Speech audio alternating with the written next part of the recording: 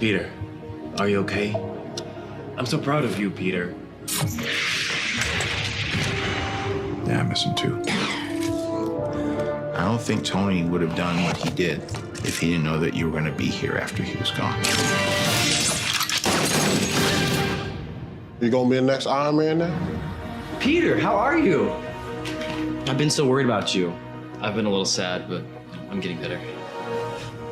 I do not know what you see in that trash of a boyfriend. Peter, I'm curious on what you've been working on up there for the last 3 months. Oh, it's nothing. You should learn something from a friend like this.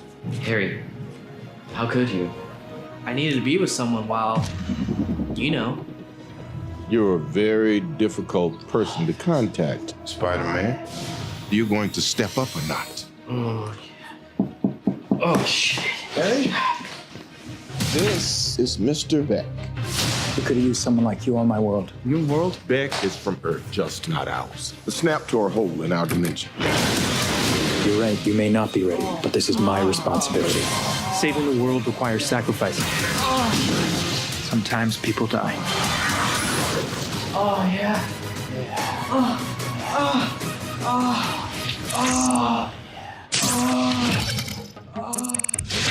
See, I got a huge cock. Live from Cool Boys Central. You the boss down there. I'm boss up here. Hold your dicks and rub your tits. You'll be ice cold. Here come the Cool Boys. Just a young boy.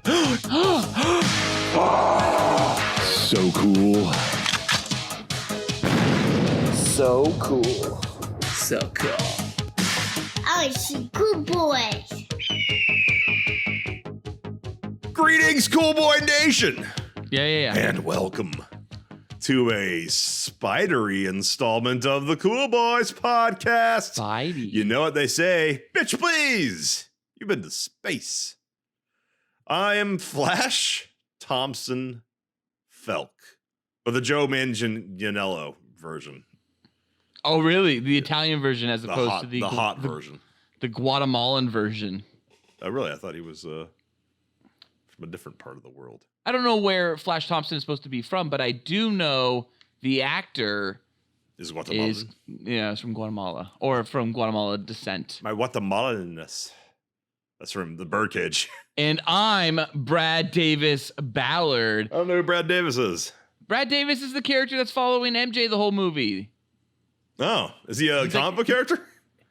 I think so. And I think he dated actually MJ in the comics before Peter does. And in the film, he's half Chinese. So I'm half Chinese tonight. Oh, that was spicy as fuck, Felk. Say it again.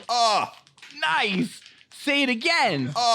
Awesome. Say it one more time for me. Yeah. So cool. This episode, we'll be discussing Sony's universe of Marvel characters, or SUMC, or SUMC, and the MCU. So we will forgo our Cool Boy updates. Yes. And get right into Spider-Man. Far From Home. And all the fabulous boners it has given us.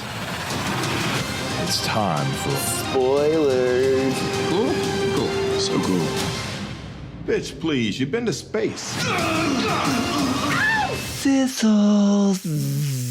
All right, so as always, we start off our Cool Boy spoiler casts because all movies are connected to other movies.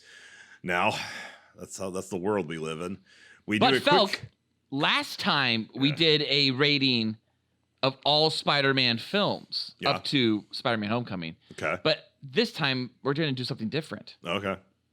Do you know what we're going to do this time? I can read, so I do, but you can go ahead and read it as though I don't have. Oh no, tell me. I don't read. You want to do a quick Cool Boy ranking of Spider-Man, the character, in past MCU or MCU films. Oh, those MCUs. Yeah, who did we do that with? Was that Thor we did that with? Thor. We did it with Thor. It was Thor. It was great, and it was so great. You guys wrote so many letters, Cool Boy Nation, about how we just rated Thor in movies that Thor was in. And we were blown away, too. Super successful segment. One of our most successful segments. So let's try it again. Fingers crossed. Yeah. So, Felk, what is your Cool Boy rating of Spider-Man in Captain America: Civil War. I'm gonna give 4.5. Pretty good use of Spider-Man. 4.5 out of 5 boys. Wow. How many? Yeah, I agree. Actually, I mean, it's a really good use of Spider-Man, and it was a like your toe dipping in the lake to see what temperature it was. It was not too much Spider-Man. He was like in and out within the second act. I think he's introduced in the second act, and he's gone before the second act is over, and then he's in a little stinger at the end credit, and that was nice. That's correct. Okay, Spider-Man: Homecoming. His whole movie. I'm gonna give that one 3.5 boys. Really? Yeah. That might be my favorite version of Spider-Man of ever, and I would have to say that he's 5 out of 5 boys for me in Spider-Man: Homecoming. I love him, and we discussed this actually a lot in the Spider-Man: Homecoming Spoilercast. Okay. But I really loved not only Tom Holland's performance, but I really, really, really dig the homage to Spider-Man 33 when Tom Holland is like, crushed by all the building falling on him after Vulture traps him. And that's fucking amazing. And that's still, when I watch that to this day, having seen that movie, I don't know, 1,000,000 times now, it makes me like get emotional, like watching that scene. I just get emotional. 5 out of 5. Okay.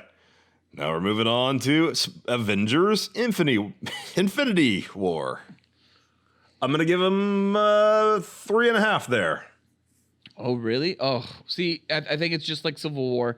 I think it's the right amount of Spider-Man, but this time he's a bigger character, so I'm going to go 4.5 out of 5 boys. Okay. This one barely even counts Avengers Endgame. I'm going to give him 2. I'm going to say 2 boys. He has barely like a handful of dialogue. He watches Tony die, and he gets, sassed by Captain Marvel. Hi, Peter. You got anything for me? That's not really how I deserve all of this. Oh, yeah, by the way, rewatching that scene, I understand finally what the plot was. Can I explain it for a second for Endgame? Because we're in Endgame for a moment. You didn't get the I deserve all of this reference. It still doesn't necessarily make sense. Did you get the I deserve all of this reference? No, is that from her speech? No, it's from Megan Rapinoe. All right, moving on. No. Wait, let me say my thing. So, moving back to whatever you were talking about. Captain Marvel gets the glove, and her whole purpose of the glove isn't to get the glove and snap and make the call of who to bring back or what to do or to destroy Thanos' army or whatnot. I wouldn't trust her with it. Her glove purpose, right? When she gets the nano gauntlet, I think is as it's now officially been called. When she gets the nano gauntlet, Iron Gauntlet's better. She's supposed to, or Stark Gauntlet, I think is another one. But yeah, Iron Gauntlet's good. Iron Gauntlet's better. But it is officially Nano Gauntlet. It's not as good. It's definitely not as good of a name as the fans came out with. But she was supposed to fly it into the van and into the quantum realm and do all the things where she's supposed to take all the stones back to where they were supposed to, be. How the fuck did she know the plan that all the Avengers had to be able to drop off this stone? Like or I don't remember what I thought they were trying to get her to get it out of danger. No, she was supposed to go into the van. So she's actually heading into the van. She's like less than maybe 25 yards from the van, and Thanos throws his fucking sword, his double-bladed sword, and it goes into the van, exploding the quantum realm, the time travel thing, and explode. And that's when he grabs her, and they get the fight over the glove, and she takes his headbutt. So, anyways, no, I'm just saying. That's why she was supposed to have the glove. That's what she's supposed to be doing. She wasn't supposed to be making the snap. But it doesn't make sense that she would know what to do if she traveled through time. She would just be fucked. She'd just be like, all right, I don't have the time travel. I just have a problem with the way she said, hey, Peter, you got anything for me? Yeah, okay. Yeah, right. And the way she phrased pretty much every line she says in that movie. I'm just going 2 because he doesn't do much. And frankly... Spider-Man should not need an assist from Captain Marvel. I'm going to say 3 out of 5 boys. He really doesn't do much.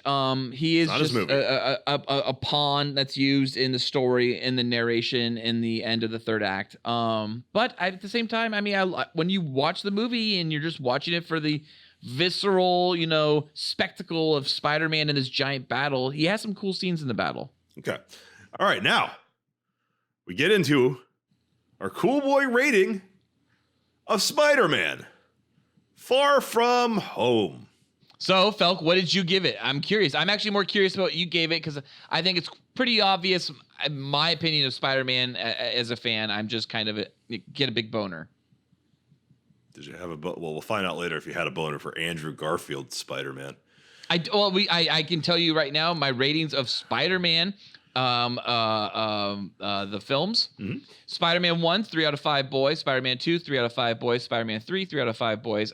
Amazing Spider-Man, 4 out of 5 boys. Amazing Spider-Man 2, 2 out of 5 boys. And Spider-Man Homecoming, 4 out of 5 boys. Felk, you gave Spider-Man 4 out of 5 boys. You gave Spider-Man 2, 5 out of 5 boys. You gave Spider-Man 3, 2 out of 5 boys. You gave Amazing Spider-Man 3 out of 5 boys. You actually didn't mind it as much. No. Amazing Spider-Man 2, you gave 1 out of 5 boys. Yeah. You hated it, and we both agree that's the worst in the series. Mm-hmm.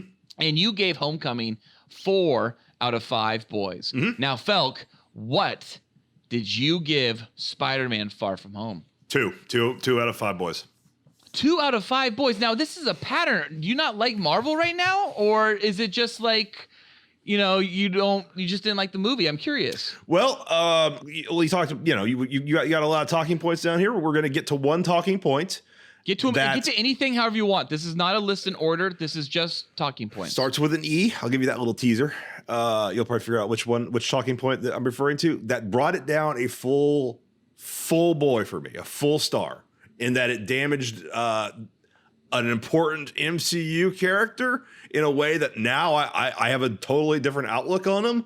And I also was pretty terrified of such a concept and moral point of view coming from the massive corporations of Disney and Sony. And we'll find out what that does later. I movie, I think that sounds pretty obvious if I've seen the Spoilercast. I think I know what you're talking about. As a movie, I would have probably just given it 3 to 3.5. But because of an end credit scene, you are like, no, whole boy down. Not an end credit scene. Not an end credit scene. No. Oh, okay. You said E. Okay, so Easter egg? No. Elementals? Nope. Edith. Oh, Edith. Let's move forward. Let's move forward. Or you want me to get into it now? I mean, I'm not going to go on. I have a whole fucking rant. So I'll toss the football to you. Wow. All right. Well, guess what, Cool Boy Nation? We have a rant coming up. So stay tuned and keep your dicks in your pants and get ready to blow your load in 25 minutes. Well, okay, so this, first of all, Spider-Man Far From Home, Felk, you gave it 2 out of 5 boys. Yep. 3 out of 5 boys, minus one particular aspect of the film. And granted, I do that all the time, too. All the time. I gave Black Panther, I think, originally 4 out of 5 boys just because of the CGI was shit. Now, I give Black Panther 5 out of 5 boys because I'm like, fuck the CGI. I don't care. That movie's fucking rocking. So, Spider-Man Far From Home, I fucking love this movie. Mm-hmm. It is not a 5 out of 5 boy movie. No. Okay? But I would say it's like fucking right there for me. It is a 4 out of 5 boy movie. It is just like Homecoming for me. I love Far From Home. I loved how it opened up the Marvel world more. I love that it was more daring with Marvel canon and Marvel comic book adaptations. I love that these Spider-Man films have been so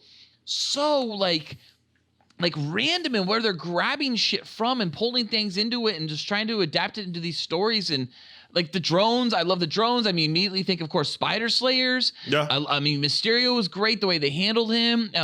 We can get all of this later, but I really love this movie. I love Quentin Beck. I love what Jake Gyllenhaal did.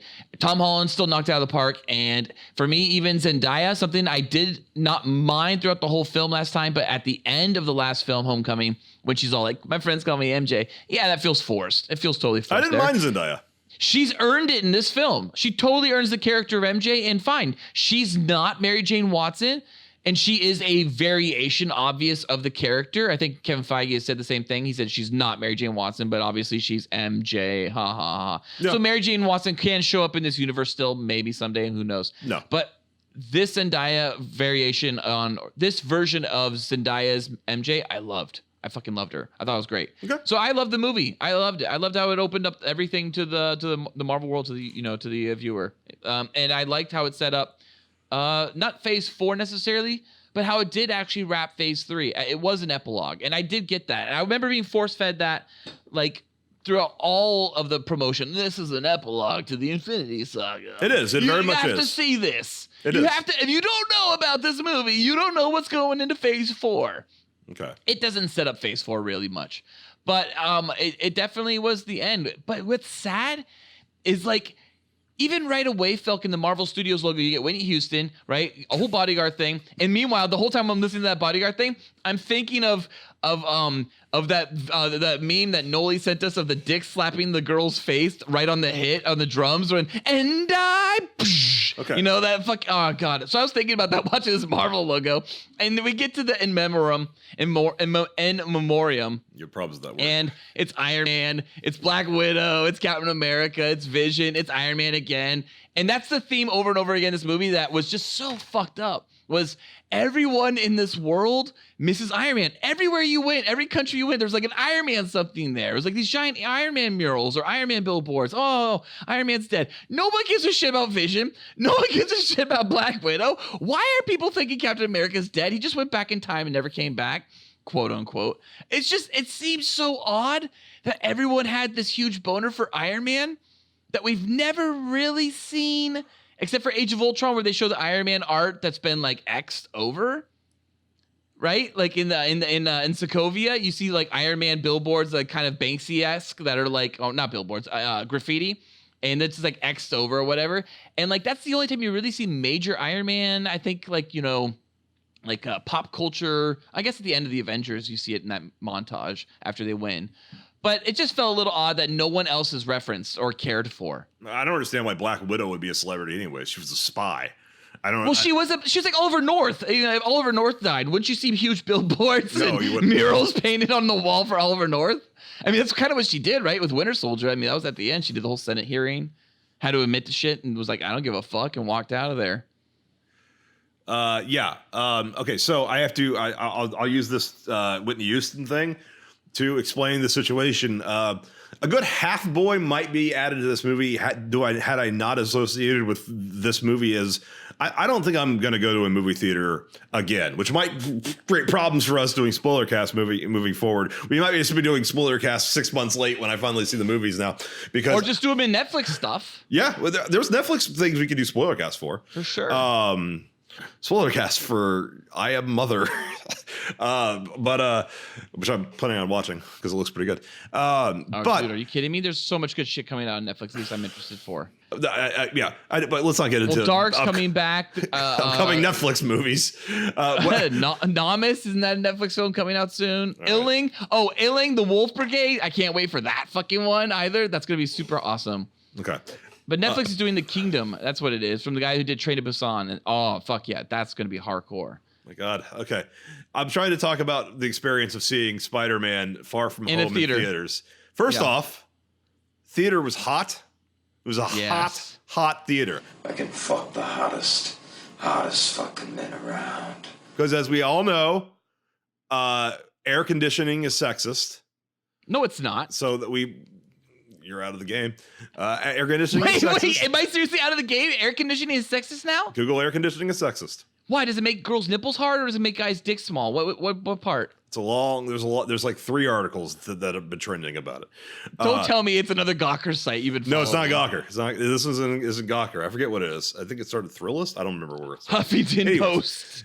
So no air conditioning in the theater, super hot, and there was a cadre of like teenagers sitting behind me, and they just giggle throughout the fucking whole movie. I think they had kind of like that, oh my God, like Valley Girl / Mexican accent. Love them already. And, I love these girls. They sound amazing. And when the Whitney Houston theme started playing over the MCU logo, or the MCU Marvel logo, they start going, oh my God, Titanic! And I'm like, wait, really? It takes my brain almost breaks for about 3 seconds when I go, this isn't fucking. Wait, what's the name of the Celine Dion song? My Heart Will Go On. I'm like, is this? Wait, no, this isn't My Heart Will Go On. This is this is fucking Whitney Houston. I go, oh, The Bodyguard. Yeah, but they just come. But that's the Titanic thing, the Titanic, and they kept and the way they were pronouncing Titanic, it just like it was my. So I had an aneurysm in the first minute of the scene. What? Of course you don't like the movie then. No. That wore off. I completely couldn't hear a goddamn word when they're explaining how the fucking blip and post blip, which we're calling it now, snap world No. works. The snap still exists. The blip is when they come back. The snap is when they went away. They're talking about how the dynamic, the mechanics of it, and they're doing it. It's a cute way the movie does it, having it done as a school announcement to deflate the seriousness of it. With but he's still giving you information with how all the people who came back are being integrated into the world and how they didn't age and all that shit. But I can't hear. I'm struggling to hear it because they are just giggling. They giggle throughout the entire fucking movie. The entire movie was just a theater of giggles, like shit that was barely funny. Was just giggles, and I was just like, my home theater, I don't need this anymore. Wait, how did they respond to the prologue that was like so non sequitur? If you haven't watched like a single Marvel film, and even if you have, it's still non sequitur. With like Mexico and Nick Fury and like Maria Hill showing up, and then you had Quentin Beck, like, you don't want any part of this. Like, what was that like? They were silent during that, but as soon as the fucking Titanic song came on, they started giggling like fucking schoolgirls the entire goddamn movie throughout it. Like even during action sequences, they were giggling, and it was just like it was so goddamn distracting that I was like, well, I can't, I have to do that for the spoiler cast. I gotta sit here. I gotta sit through it, but I don't want to do this. I don't want to do movie theaters anymore. So were they like giggling like mostly during like high school moments with Peter Parker early on? Every fucking line of dialogue was goddamn giggle worthy. From Peter and teenagers, or like from Nick Fury? Oh, obviously Nick Fury. Everything. They thought Martin Starr was the funniest goddamn thing in the world. Oh yeah, well Martin Starr is amazing. I love him. I love him as Professor Harrington. He's fucking great. He's Mr. fine. Harrington. He's a good comic relief. And once again, he's back again from Homecoming and from The Incredible Hulk. He plays that same character as we've established in the Spider-Man Homecoming spoiler cast. Check that out. And several other episodes probably. It is Incredible Hulk really is like the black sheep of the entire thing. But at least Martin Starr's in it, and William Hurt. Yeah, it's like they kept the continuity with casting of other characters. I would be surprised if they bring back the Abomination, honestly. No, I would be very surprised if Tim Roth returned. Oh, Tim Roth won't come back in mocap for the Abomination, but I wouldn't be surprised if they CGI just bring back the Abomination and just recast a new voice. I mean, they don't need Tim Roth to do the voice. I forgot what happened to him. I thought he died. No, he didn't die. He's one of the few Phase 1 villains that actually lives and is probably in the raft or something like that. Okay. But I really liked that the way they kind of utilized like characters like Martin Starr or JB Smoove even. Like he was JB Smoove was literally from an Audi commercial from Spider-Man Homecoming. I know. And like he was Peter's driving instructor in that commercial. So he's obviously a teacher at the school that's kind of pulling double duty or something. And somehow he makes it into this movie from a fucking commercial. Yeah, that's very weird. They obviously just liked working with the actor. JB Smoove, great. Yeah, Audi. I love JB. I remember there was an Audi. Oh yeah, there is an Audi because that's when they arrive in Mexico. It's an Audi. The Audi relationship with the MCU is amazing. No, it's okay. The product placement's fine. The R8's a very cool car, and I liked it in Iron Man 2. It still bothers me in Endgame, and it will bother me. But I didn't even realize this the second time I saw it that it's a electric concept car, all electric supercar concept that Tony pulls up to Avengers headquarters HQ. in. Yeah. It's all electric. Right. And it has the most I didn't even that's right. Loud as fuck engine sound because they wanted it to sound cool. As a kid, I always made the joke that there'd be a keyboard in electric cars where you could like hit the key, like for like vroom vroom, essentially. This is what he was doing, right? And while we're on it with Spider-Man and fucking car engine sounds, to this day it bothers me in Spider-Man where Flash Thompson pulls up to pick up MJ in that scene in the alley. He pulls up in a Plymouth Prowler, which had a fucking just a really famously underpowered inline 4, and it's just this throaty V8 sound effect, and it's like that's not the fucking Plymouth Prowler. Plymouth Prowler's like it's a pathetic little sound that was the reason why that car failed because it was a cool design otherwise. Yeah, I guess it was. I mean, I wasn't a big fan of it. You know, Homecoming even had a whole like Audi ad in it where they were like showed like how to turn on an Audi and drive it and turn on the lights. There's that whole scene where like, you know, Peter's being told how to turn on the lights of an Audi by Ned over the phone. Yeah, but at least it has the villain driving a Jag, which is important to have other cars in there. As soon as you only have one car brand, then it really gets distracting. That's the problem with Justice League and everyone driving a Mercedes. Or Matrix Reloaded. Everyone on that freeway is in like some type of Plymouth. Yep. No, well, GM. They're all GM. Yeah, cars. GM. Yeah. And I like that fucking the Cadillac. I think it's the STS that Morpheus and Trinity are driving. That was because that was in 2 movies that year. It was a big push. What was the other one? I don't know. What was it? Bad Boys 2. They steal it from Dan Marino. Wait, really? Yeah. Oh, okay. Okay. Anyways, back to Far From Home. Yeah. To get back to Far From Home, I would say Peter Parker is it was great again. It was awesome. Tom Holland nailed it again. Yeah. I liked how we essentially saw every single suit in this film. They figured out a way to bring every suit in this film. We started off with Iron Spider suit, right? Mm-hmm. Which, by the way, Felk, did you think that was practical? I honestly don't fucking know. I'll tell you this, though. I'm sure it wasn't. Ironhead Studios was in the credits, and they build practical shit. Yeah. And that's the whole purpose, is that they build these practical suits. They are able to actually bring like the real suit to life.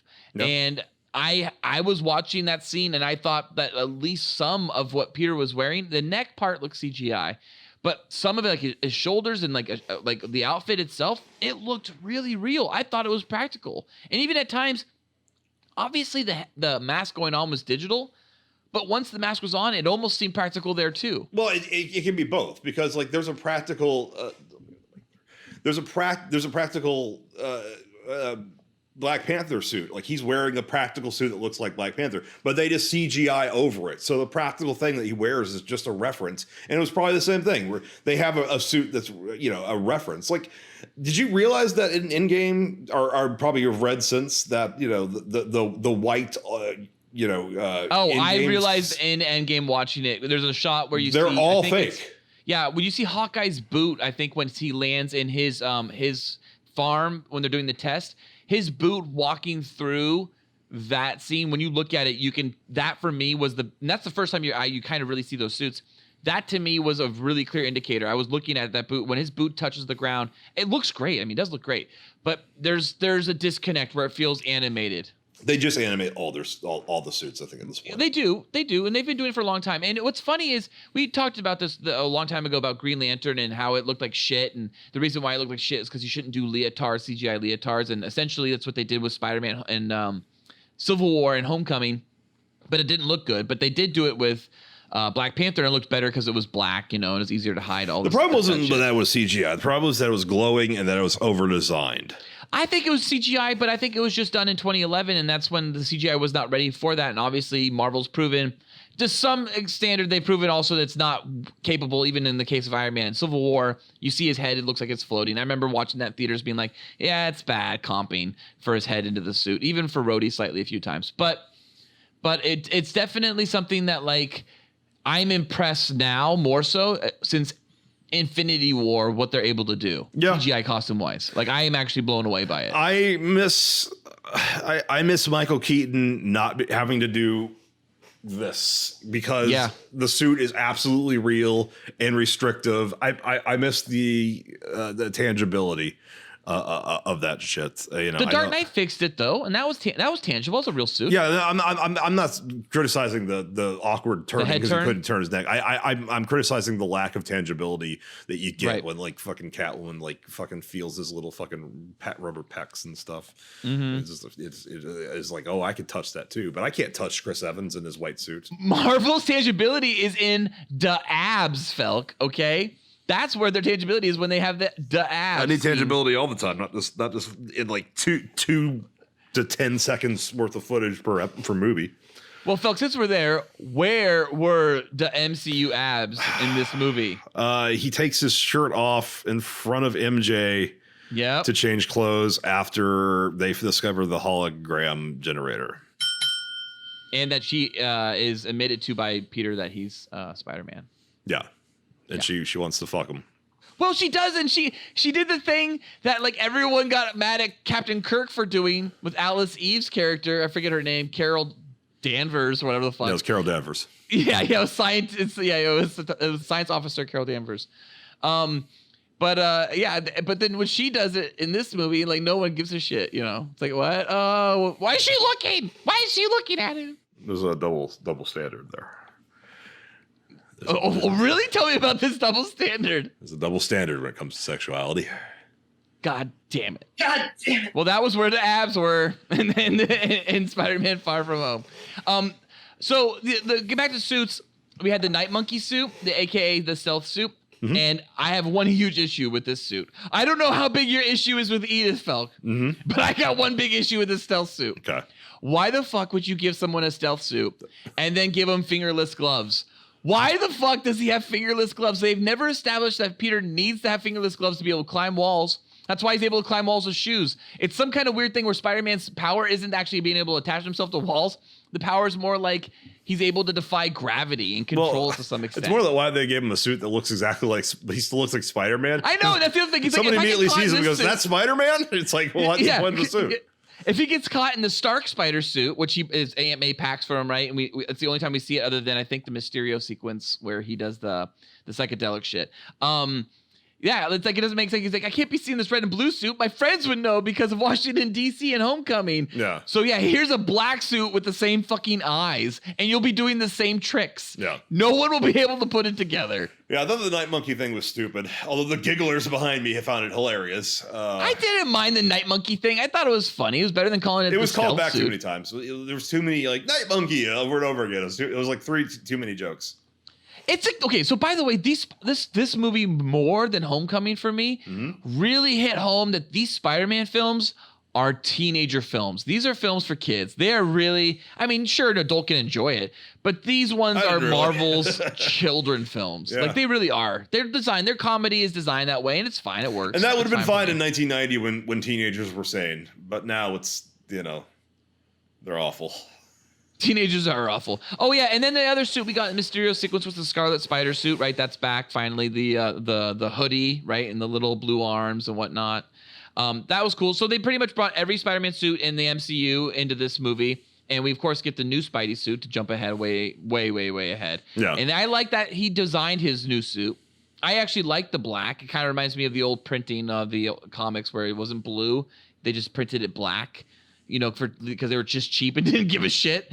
And I like that. And I liked how they brought Droney back, even though he was not used. I don't think he was used at all in the finale, right? He never used the drone on his chest. No, I don't know why you said Droney is back. How is he back?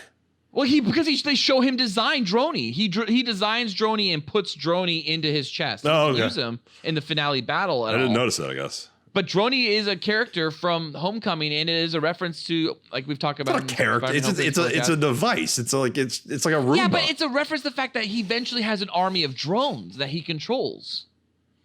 On top of that, this whole movie, really truly, the drones that Mysterio uses from Stark's Edith is also really interesting in the fact that they have this character, like the Spider Slayers. Like I like that. Like those were kind of pseudo proto Spider Slayers in a way, weren't they?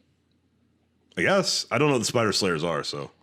Spider Slayers are the robots, you know, that essentially come after, you know, Spider-Man. It's a whole thing. Like Kingpin is involved in like helping them be created. I mean, I think he puts money towards it and whatnot. Well, I guess they own Kingpin now, so they didn't, but now they do.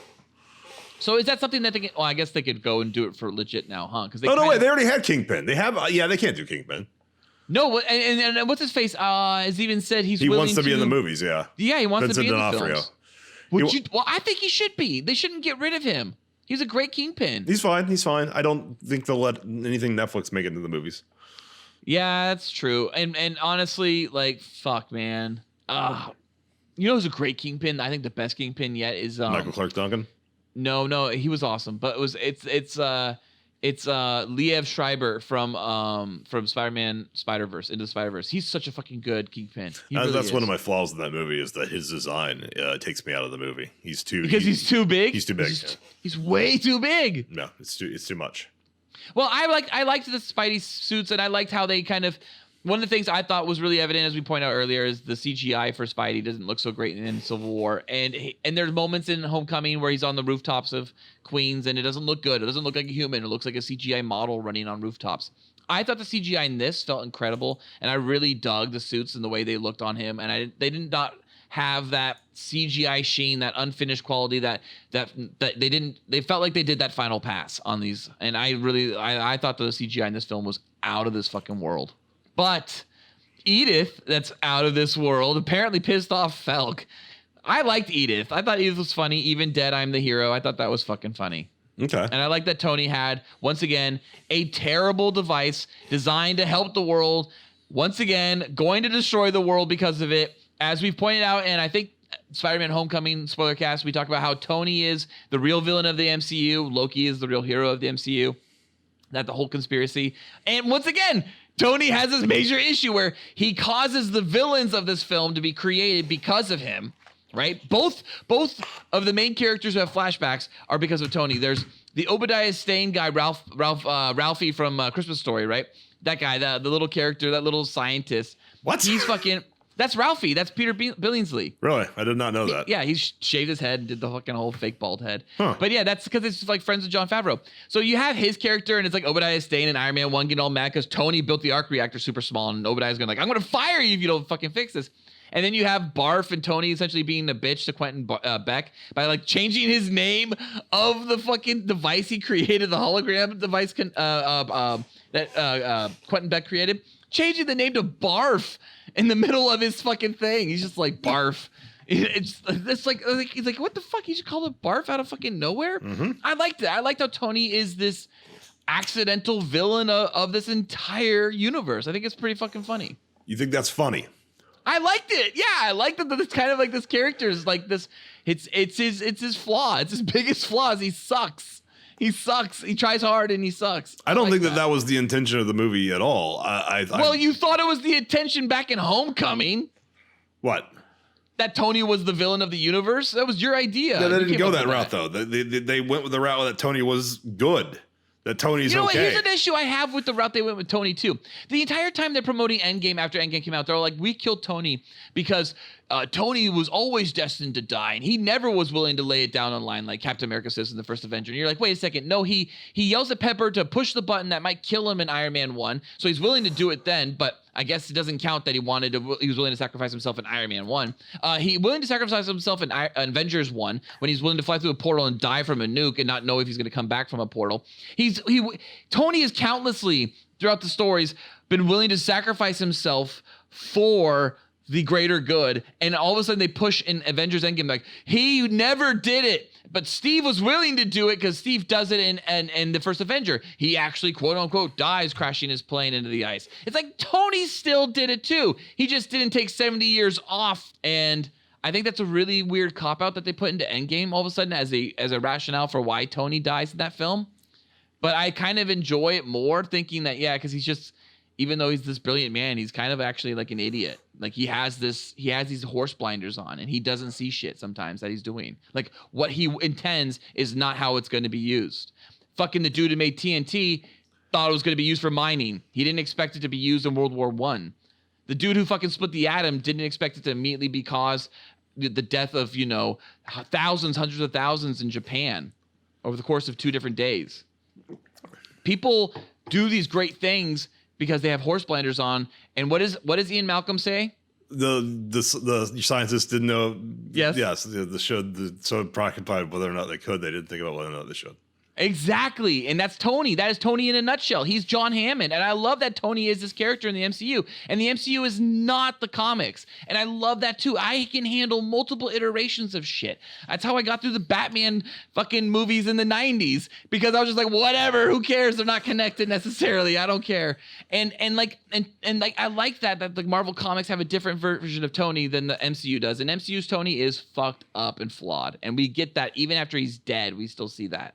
All right, without keeping a concise answer, I'll ask you this. I will. I'll keep it concise after my rant. When we found that Tony has the technology frivolously, no problem. The hero of the MCU. They don't throw that fucking Tony's the villain of the MCU shit. Like, I thought like that legitimately might be a twist. They're not going that route. They're never going that route. Just like Jar Jar is never going to be the villain of the Star Wars universe. But I still like that conspiracy theory or that film fan theory. They wouldn't even do the demon in the bottle right. I mean, they no, never, but they did it. They never got the dark side of Tony Stark. And this movie does not intend to play out any of the new information or stuff about his tech and what he was doing as dark. It's played for laughs. It's played for comedy. You don't have a problem with the fact that he apparently has the ability to surveil everyone and has it set up. Tony's technically a civilian, although he is a major military contractor. He stops making weapons in the first Iron Man movie. Well, apparently he has fucking drone strike capabilities. So I don't know the fucking I've stopped making weapons bullshit was. Oh, about. he has definitely lots of satellites in orbit. I mean, they show in Avengers Age of Ultron, he has Veronica in orbit. Yeah, but Veronica is a defensive against the Hulk. I'm talking about fucking drone strikes. I'm talking about drone strikes, something that specifically became a thing when President Drone Strike started waging war through drone strikes targeted at individuals. Tony's a civilian. He's not appointed. No one voted for Tony Stark to have this power. He just took it. He has military contracts. His tech may or may not be part of the military. Those drones may or may not be part of the military. He has the ability to surveil anyone's phones. He has facial recognition technology. He's using that he can just at any time he knows he can look at a person and go, that person dies right now. And within seconds, that person will be dead on a whim. Oh shit. He just gives this away. He has Project Pegasus. Okay, please don't tell me. The Winter Soldier. The Winter Soldier. He's worse than the Winter Soldier villain. Well, except he doesn't have helicarriers. Well, you mentioned in Spider-Man Homecoming how Tony has the ability, obviously, just like the Dark Knight shows Batman has this ability that he goes against Lucius Fox with, and he has the ability to surveillance phones. You mentioned this in Homecoming too, our Spoilercast, because you're talking about how the fuck did Tony figure out Peter Parker was Spider-Man, or Spider-Boy, whatever. He had to have been doing some kind of fucking IP researching of IP addresses and postings of YouTube videos. If Mark Zuckerberg had killed people, and we knew about that, and we also knew that the things that Facebook pretends it doesn't do. By the way, it just came out that fucking Facebook has extra tech to even though a device location, even though for Face app, or not Face WhatsApp, for WhatsApp to be like, even though WhatsApp is supposed to be the competitor to iMessage and that it also has end-to-end encryption, Facebook uses Facebook Messenger and other things to get around the end-to-end encryption and still see who's texting who and who's texting what and use that for targeting info. Now, all he's doing is selling it to advertisers, as far as we know, and probably also the government. But Tony would be using that as well, and then also having this godlike ability to kill people on a whim, because it wasn't like he just set that up once, never used it, and then Spider-Man accidentally almost uses it to kill Brad. Right. He has that tech in place. Now, this is and all of that is played for laughs, and it's jokey, and it's totally cool. The audience is supposed to see that and go, yeah, of course Tony would be able to read everyone's text messages and surveil anybody at any time. Certainly, he can turn people's phones on and watch them change and get naked. He can. Well, Iron Man 2, he takes over like the monitors in the Senate hearing. Remember that? He takes over phones and monitors and shit like that. He had the tech then too. And now this is coming from the company Disney, who I'm sure has access to Facebook data. I'm sure has access to Google data. I'm sure will someday merge with Google and become Goozney or something, or DisGoo. And I hope it's DisGoo. And will not only have access to all that user data and information, but like it'll track you. It'll know how you're feeling about a movie as you're watching it. It'll do everything it can to sell you product. Now imagine then that DisGoo takes on massive military contracts. Oh shit! That is targeting people on a regular basis. Get your tinfoil caps on. It's not a tinfoil cap. Tinfoil cap ain't gonna protect you if you're you're in Syria and you have a fucking drone strike through a fucking executive order with no goddamn oversight. Falk, so we're clear just right now, Disney already has probably kill squads, probably drones already that can fucking have lethal, like, you know, attacks or stunning. Like those, like that all probably already exists, dude. Like, I'm not bullshitting. Like, I'm not even joking. Like, I guarantee you Disney has hit squad, like, level type security for those really big deals, those big issues that would ever potentially occur on Disney property. And you combine that with the current political state in which, you know, if you take that from its logical conclusion, you know, which was, frankly, the Obama administration using the IRS to target conservative think tanks and individuals. No Obama!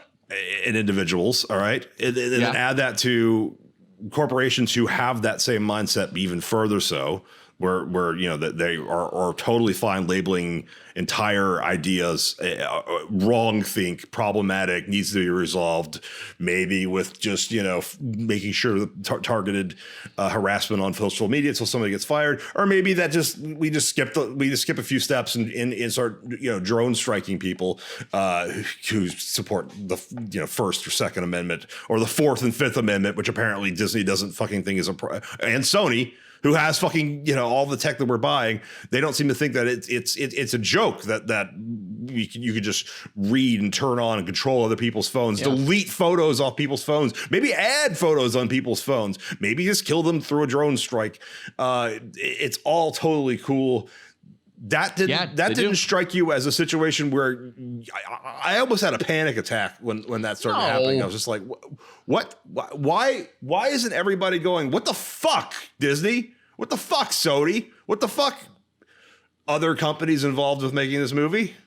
Marvel? No, I never honestly thought any issue with that. I just kind of thought, yeah, I mean, really doesn't really make sense to give a child in high school a satellite that no one should kill. Fuck, that's the whole thing. Like, oh, you know, he's immature. He's not ready for it. That's the point of the movie. The point of the movie is Spider-Man going like, I'm not ready for this. I'm going to give it to Mysterio because Mysterio seems good, and that's a bad decision, but maybe it was the right decision. Do you remember a little film from so many years ago in 2008 in which the hero crosses a line and creates something that's beautiful, isn't it? Beautiful, dangerous. This is no one man should have this kind of power, Lucius Fox says. So I'm talking about The Dark Knight, in which the major dilemma is Batman creates. He just uses basically turning on the mic. You're right there. Your phone, and I'm here. Yeah. I'm looking up something for what we're talking about. That's all. Okay. I'm just researching. I can't research on my computer. It'll literally freeze you up. It's fine as long as you're not. As long as it's relevant. To this conversation. It's relevant. It's relevant to Disney. It's actually, I can tell you what it is right now. As opposed to the Dodger score or whatever the fuck someone else used to watch. It's literally Disney related, and I have it as soon as you're finishing your sentence. I wanted to say it. Go ahead.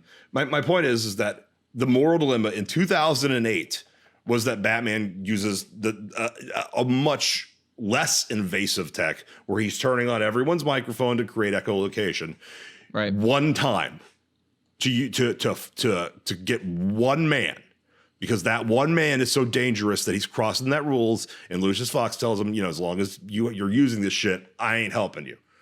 And he says after this one time. Yeah. As long as it stays here, consider this my resignation. I won't be. And Batman says, you know, when you're done typing your name, which is the code, the kill code that destroys it, and then it's not mentioned in the next movie. Right. It's not used in the next movie. Yeah, never mentioned at all in the next movie. Just like the Patriot Act was crossing lines in order to defeat Osama bin Laden and the Taliban because they had believed, you know, they had sleeper cells and shit. But that wasn't the real point of it. And after we caught Osama bin Laden in 2009, did we type in her name? Did we type in Lucius Fox Obama and have the Patriot Act stop being around? No. We kept it going, and we combined it with drone strike technology to create, you know, and now we have the deep state. But basically, the villain that the Dark Knight warned us about, the you live long enough to see yourself become the villain, is the starting point for what Marvel thinks the hero should be. And that's now gotten to the point where using that tech just frivolously I mean, come on. You think Tony Stark didn't use that tech to fuck women? Is that rape? He created Ultron bots. Yeah. Age of Ultron. He created a whole army that would immediately fucked him over. Like, I don't think Tony learns necessarily from his actions. I think that's even been commented on literally in the MCU by like Steve Rogers and Thor or Hulk, or maybe even like, where they're like Tony right now again, like, or like even when Bruce Banner's like he's like I'm in a time loop. He's like I don't understand this. Why are you doing the same shit again, Tony? My point is if this is where the creators think that the moral line is okay, violating civilians' rights, and these are not creations. It's not okay. These are not creations of individuals. These are creations of hundreds and thousands of people working all on on behest of one of the biggest corporations in the world, because in like 20 years there's just going to be 5 U.S. companies, and DisGoo will compete with Walmart and Chick-fil-A, Walmart, Quiznos Incorporated, or not Quiznos. Quiznos. Quiznos is immediately going to be sucked into someone else. Yeah, Chipotle, Exxon, Verizon. I thought the point of the movie was that this was a bad idea. I really did, because that's why when the villain takes it over, it's like, oh, this was a horrible idea. They could have saved it by having the last scene, having Spider-Man go, Edith, no one should have this power. Tony was wrong. Deactivate yourself. But no, it ends with him fucking tucking into a shirt like, I'll use this whenever I want to. Fuck it. Yeah. Well, fine. Good. I would want to keep it too, honestly. I wouldn't want to get rid of it. But I thought that they even that makes you evil. No, it did, kind of. But the end credit scene does paint Spider-Man as evil, and they do be like, he's using these drones. He said execute. He's the one that executed this whole drone attack in London. Mysterio's the good guy. I mean, we're jumping obviously to the mid-credit Easter egg here, or end credit scene. But yeah, I mean, like the whole point of that scene at the end is to paint Spider-Man even more as the villain, as someone that did it. And so even in the end, all again, Tony's hubris is that he's trying to do good and he fucks up more. Now Spider-Man is the villain literally because of Tony. Tony created Mysterio, Quentin Beck's Mysterio. I mean, even though Quentin Beck literally crowdsourced, or what do you call it? He focus grouped Mysterio from all the kids when Peter's like, we call you Mysterio. And then all of a sudden he's like, we're all Mysterio. We're group Mysterio. But like, even at that point, like that Quentin Beck is created because of Tony, that Ralphie, Peter Billingsley's character is created because of Tony, and then Tony literally fucks over the one person that he cared for, and it's like all of this is to show how shitty Tony can be as a character. I really did kind of take it from that to some extent, and yeah, I did not see that as much prior to Spider-Man: Homecoming, but after I saw Spider-Man: Homecoming, and you and I talked. That did become a clear trend I saw through the MCU, especially rewatching the entire MCU before Endgame. I do think that's kind of intentional, Felk. I do. I think some of this is on purpose. I don't. I mean, I thought maybe until this movie, I thought yes. But I feel like this movie, and granted, we don't know exactly how much Disney control is, and Sony's, not as huge a company as Disney, even, nor is it ever seemed as nefarious as Disney as a company. I mean, Disney's had some really horrible, awful human beings in charge of it, and still to this day. Right. Whereas Amy Pascal is just incompetent and probably a little slutty. She's not. I don't think she's ever been evil or nor. Wait, that's the second time you've done that with Amy after chastising me about that when I did it. No, it's okay when I do it. It is okay. Hey, oh, by the way, just to talk about Amy Pascal for a moment. So she's an executive producer of this movie. I know, and she's been out there touting like crazy. Like, guess what we did in fucking Spider-Man: Far From Home? Guess what we did, guys? We put him in New York finally. Whoop, whoop, whoop. You hear that? We put him in the NYSE. I think she's quoted actually saying is that finally at the end when you see him, because we had rules about never having him swing in New York from Homecoming in the beginning, when Kevin and I first started talking about doing this together, finally we felt we've earned the right to see him swing around New York City. And boy, doesn't that look awesome. Guess what, Amy? If you remember in Infinity War, he's swinging around New York City. Yeah. This was not the first time we saw Spider-Man in New York City, obviously, because of Spider-Man 1, 2, and 3, The Amazing Spider-Man, The Amazing Spider-Man 2. But you never see him. He doesn't swing downtown. He's in Greenwich, and from the Brooklyn Bridge. Yeah, I think it is. But whatever. He's fucking. He's not swinging by sky. He's not going by skyscrapers though. He's like 4 or 5 feet up. He's still in the Manhattan Island. He's on the Manhattan. He's on the island of Manhattan. Yes. Yes. In Endgame, but very briefly. Not Endgame. Infinity War. Infinity War. You're right. Yeah. No, in Endgame, he's just swinging around, even though there's nothing above them.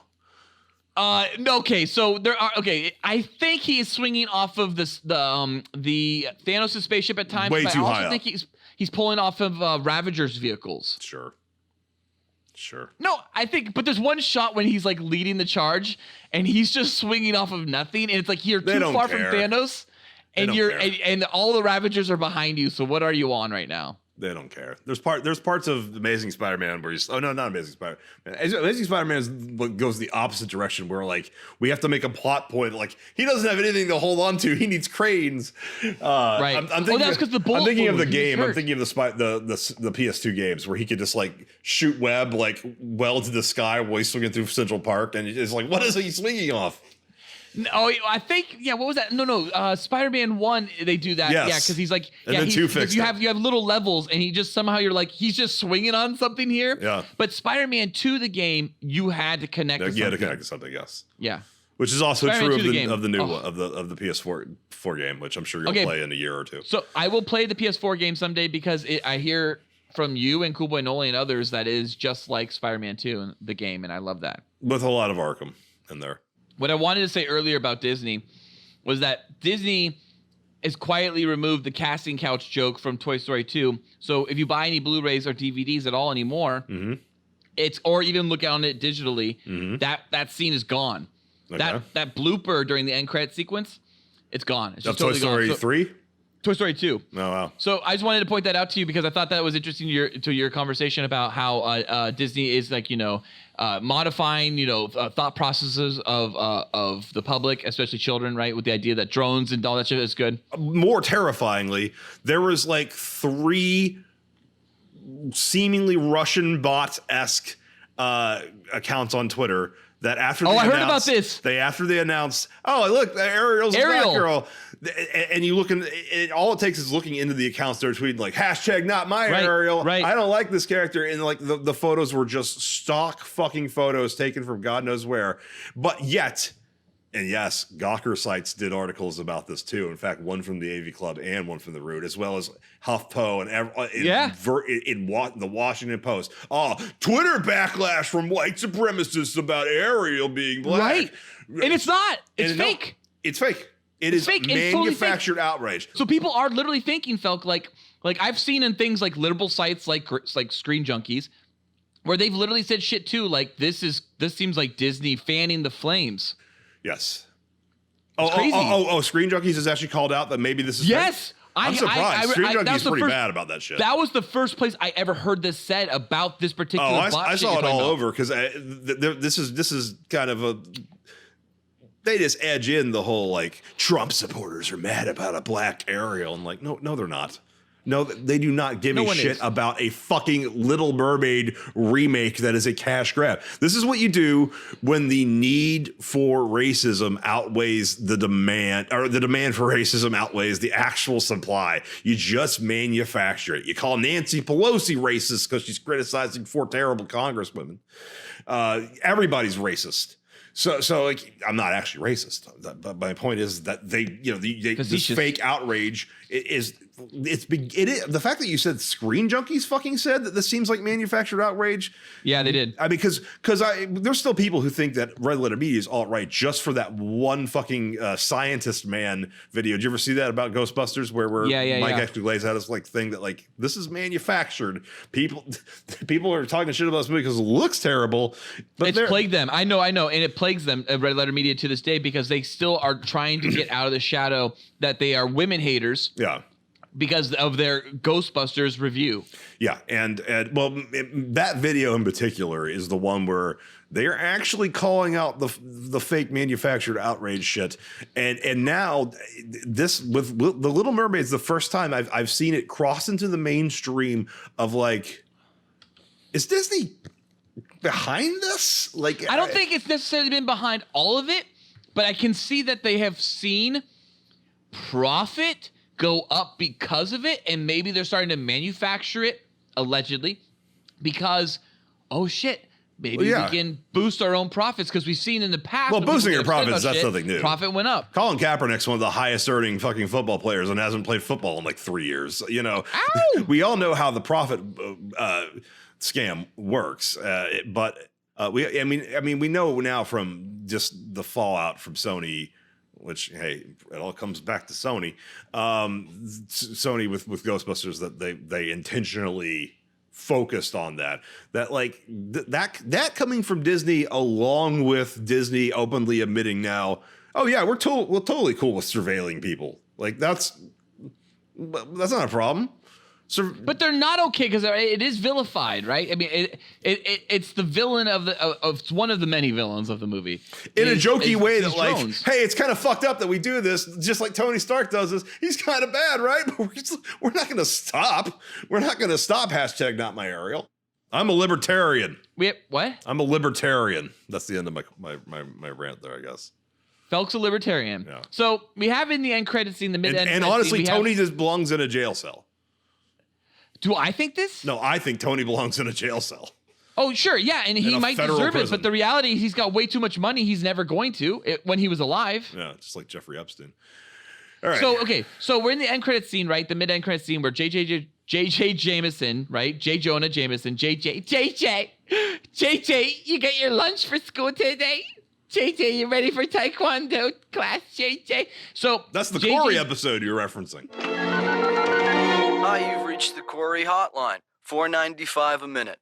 Here are some words that rhyme with Corey: glory, story, allegory, Montessori. JJ Jameson is back, and he's back as J.K. Simmons. Just kittens. And we have the Daily Bugle now as InfoWars.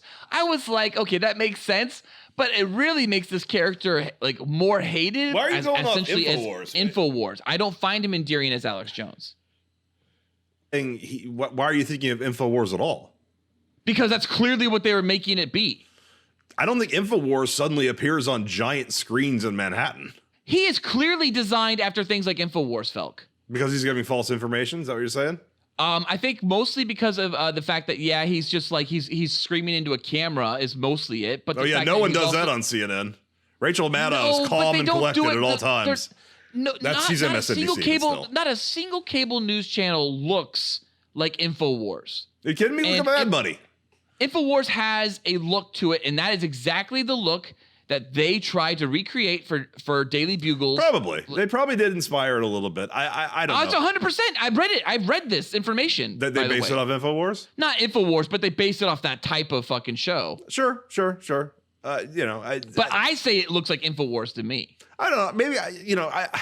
Maybe I'm not that I'm defending Alex Jones, but maybe I'm tired of Alex Jones being considered this like massive villain when, you know, he's obviously wrong about so much, but he's been right about just enough things that we need to stop fucking when we need fake news yelling at us.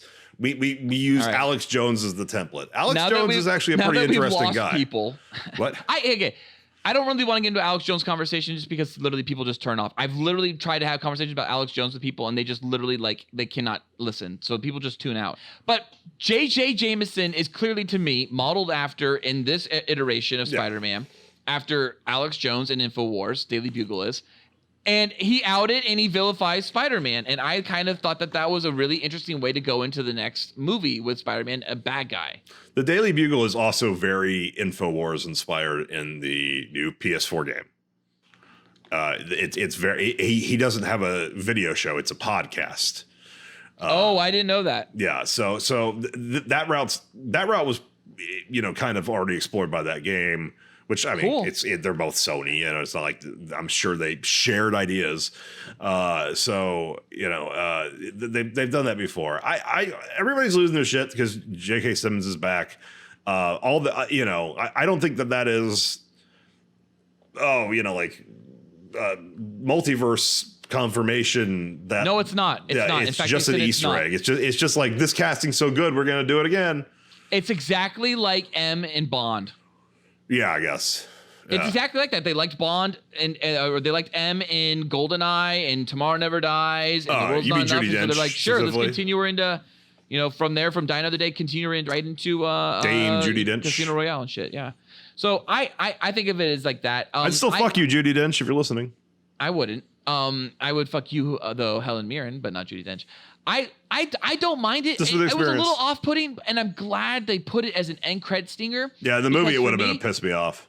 It would have been weird to really end the film in that way, but it felt like it was the natural ending to the movie. It almost felt weird to have Spider-Man outed and vilified all in a scene that people may have not seen. So going into the next Spider-Man film, you kind of really need to see this information. By the way, I am almost certain Kraven the Hunter is going to be the villain. I know that the director wants it, but I'm almost certain, because if Spider-Man's a villain now, he's essentially caused all this havoc and mayhem and murder in London, and killed Mysterio, and he's now on the run. You hire a bounty hunter just named Kraven. He's not called Kraven the Hunter. He's just a bounty hunter, and his name's Kraven or whatever the fuck, like dog. And he just goes hunting for Spider-Man. I am the dog. So yeah, I think that's actually likely what's going to be the case. His big-titted wife just died, by the way. I know, it's sad. It is sad. Also, Ross Perot just died. Rest in peace, Ross Perot. I didn't know Ross Perot just died. When did he just die? He just died yesterday. He died yesterday. I didn't know that. I know. We were supposed to record yesterday, and we lost out because I was going to say, welcome to the first annual Ross Perot Memorial Spoilercast for Spider-Man Far From Home. Oh, you can still say that. Well, rest in peace, Ross Perot. Also, rest in peace, Rip Torn. Rip Torn. I heard about Rip Torn. Yeah. They both had a huge dick. He drove the biggest. Well, I mean, we can't know. You can't be like, oh, Rip Torn died. I heard they both crashed in a vehicle doing coke off each other's dicks while going 80 miles per hour on the He crashed his car into a bank because he thought the bank was his home. Wait, who did? Rip Torn. He was so drunk, he thought the drive-in, the lobby of a bank was his driveway and drove into it. That's hilarious. That's where that fucking ridiculous photo of him arrested is coming from. So he's dead because he drove into a bank? No, he's dead because his heart gave out, but he was an alcoholic for a long time. Oh my god, I thought it was okay. No, this is years ago. This is like before Men in Black 3, like right after he stopped Right, when working. he got kicked out of that movie, and Emma Thompson took over the role of Zed or whatever. And they brought her back for the new one. That no one saw. Sorry, Sony. Good thing you had 2 tentpoles this summer. I mean, I'm sure the reason why they were like, no MCU, we have to, or no Marvel, we have to release Spider-Man this summer. It's because like they knew no one was gonna fucking see their Men in Black with Tessa Thompson.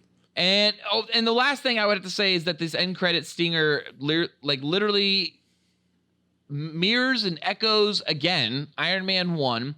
Homecoming ended with Marissa Tomei's Aunt May figuring out that Tom Holland's Peter Parker was Spider-Man. She says, what the fuck? Right? Yeah, what the fuck? By the way, so that fuck is the closest thing we've had to a fuck in the MCU other than Gary Shandling's senator literally saying, fuck you, Mr. Stark, fuck you, but the fuck yous are beeped. And they're on Samuel L. Jackson's motherfucker. Yeah, and Samuel Jackson's motherfucker. But the only full fucks we've ever heard in the MCU were beeped, and they were Gary Shandling's. I love that. All right, so beginning back to Iron Man. Homecoming echoes Iron Man 1 with Marissa Tomei's, right, as I said, Aunt May figuring out the identity of Spider-Man. And this film, the world figures it out, just like kind of Tony Stark. So it's interesting that the last 2 Spider-Man films have echoed Iron Man 1, and a lot of this movie echoes Iron Man 1, like we pointed out earlier. It's poignant for the character of Spider-Man set up in this MCU, and that's good. I love that they set this up, and once again, Iron Man is a pseudo Uncle Ben. Felk, you said in Infinity War, though I think you said in Spider-Man Homecoming Spoilercast, you said that Tony Stark was going to be our Uncle Ben. Yeah. In the MCU. Yeah. And you said Infinity War, you thought Tony was going to die. Well, you were wrong there. I mean, very close to right, because we all thought Tony almost died in Infinity War. But you were correct in the sense that it was the sequel, Endgame, in which Tony dies, and it is kind of like that Uncle Ben moment. But we didn't get a great power comes great responsibility line. Still, that has not been said in the MCU. It has been said as that whole line from Homecoming. What is it? It's like when bad things happen and you don't do anything to stop it, and you should have and you didn't. That's the bad thing. That's in Civil War. That's butchered. It's butchered, something like that, right? That's in Civil War too. Yeah. That's Civil War. You're right. That's Civil War. So that wasn't Homecoming. Homecoming has another one though, where it's close but not quite it. I don't remember what it was though. Is that when Tony's yelling at him on the rooftop? He's like, "This is when the adults talk. Zip it." That's the line. No, yeah. I don't remember. No, they're not going to say that because that line is too iconic with it's the Sam Raimi version. Well, so Felk, you don't remember this clearly, so I shouldn't even tell you this right now. No, don't. Because by telling you this, I'm literally giving away money. So Felk, you and I during the Spider-Man Homecoming spoiler cast, we bet $5, and I said, "Oh, really? Okay." Yeah, I'm betting you, Felk, $5. There's actual money on the line here. There's money on the line here. I said, Felk, I bet you $5 that Uncle Ben and or the Great Power line are somehow said in the Homecoming sequel. No, they're not. I was wrong. Always bet on Felk. Always bet on Felk. So no Uncle Ben. No. And no Great Power at all. No, not at all. I totally thought they were going to drop that in the sequel. I was wrong. So I owe you $5, buddy. I'll send you to you on Venmo. Oh, by the way, while we're at the end credit stinger, right before the end credit stinger, when we actually get the quote unquote end of the film, we see Peter swinging through New York. Yes. And he goes through a building with a giant hole in it, right? And then it's revealed that that's the same building that the Stark Tower / the Avengers Tower was, right? This is in the movie? Yeah, this is the end of Far From Home. No, I didn't notice that he went through. So he swings. Do you remember when he swings through and then does a little fly through, little wingsuit through the middle of a building at the very end? I didn't notice. He lands on the street. Okay. And I saw this in the theater, and I was like blown away. I saw this movie only once, right? I did not see it in IMAX. I saw it regular theater. Mm-hmm. And I see on the street behind Peter, it says, "We are so excited to show you what comes next," or something like that. I wrote it down in the notes. It says, right, and this is right outside what I'm calling the Baxter Building, by the way. Obviously, that gives away what I'm thinking this is going to be. Oh. So the Stark Tower / Avengers Tower, I think, is now the Baxter Building because it says on the side of the sidewalk, those wooden boards they have in New York for like subways and shit and for construction. It says literally, "We are so excited to show you what comes next." One, and then an arrow, and these one looks like a subway arrow or a subway one, like a stop one or a line one. Then an arrow. Two. In a circle, 3 in a circle with another arrow going, and then another arrow with a question mark. Really? Well, okay. What do you think? What number in MCU is always in a circle? They keep trying to get Keanu Reeves, and you know what? He will not be a bad Mr. Fantastic.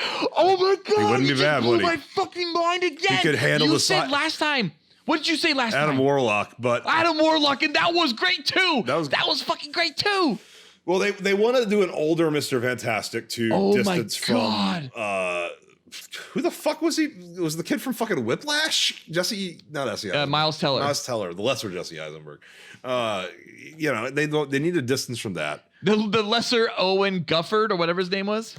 Yeah, well, I think I can see Keanu with the fucking little white stripes in his hair. He already has it. Pretty much already does have them. Yeah, he's already Salt and Pepper. He'd be pretty good casting. And you know, oh my God, Felk!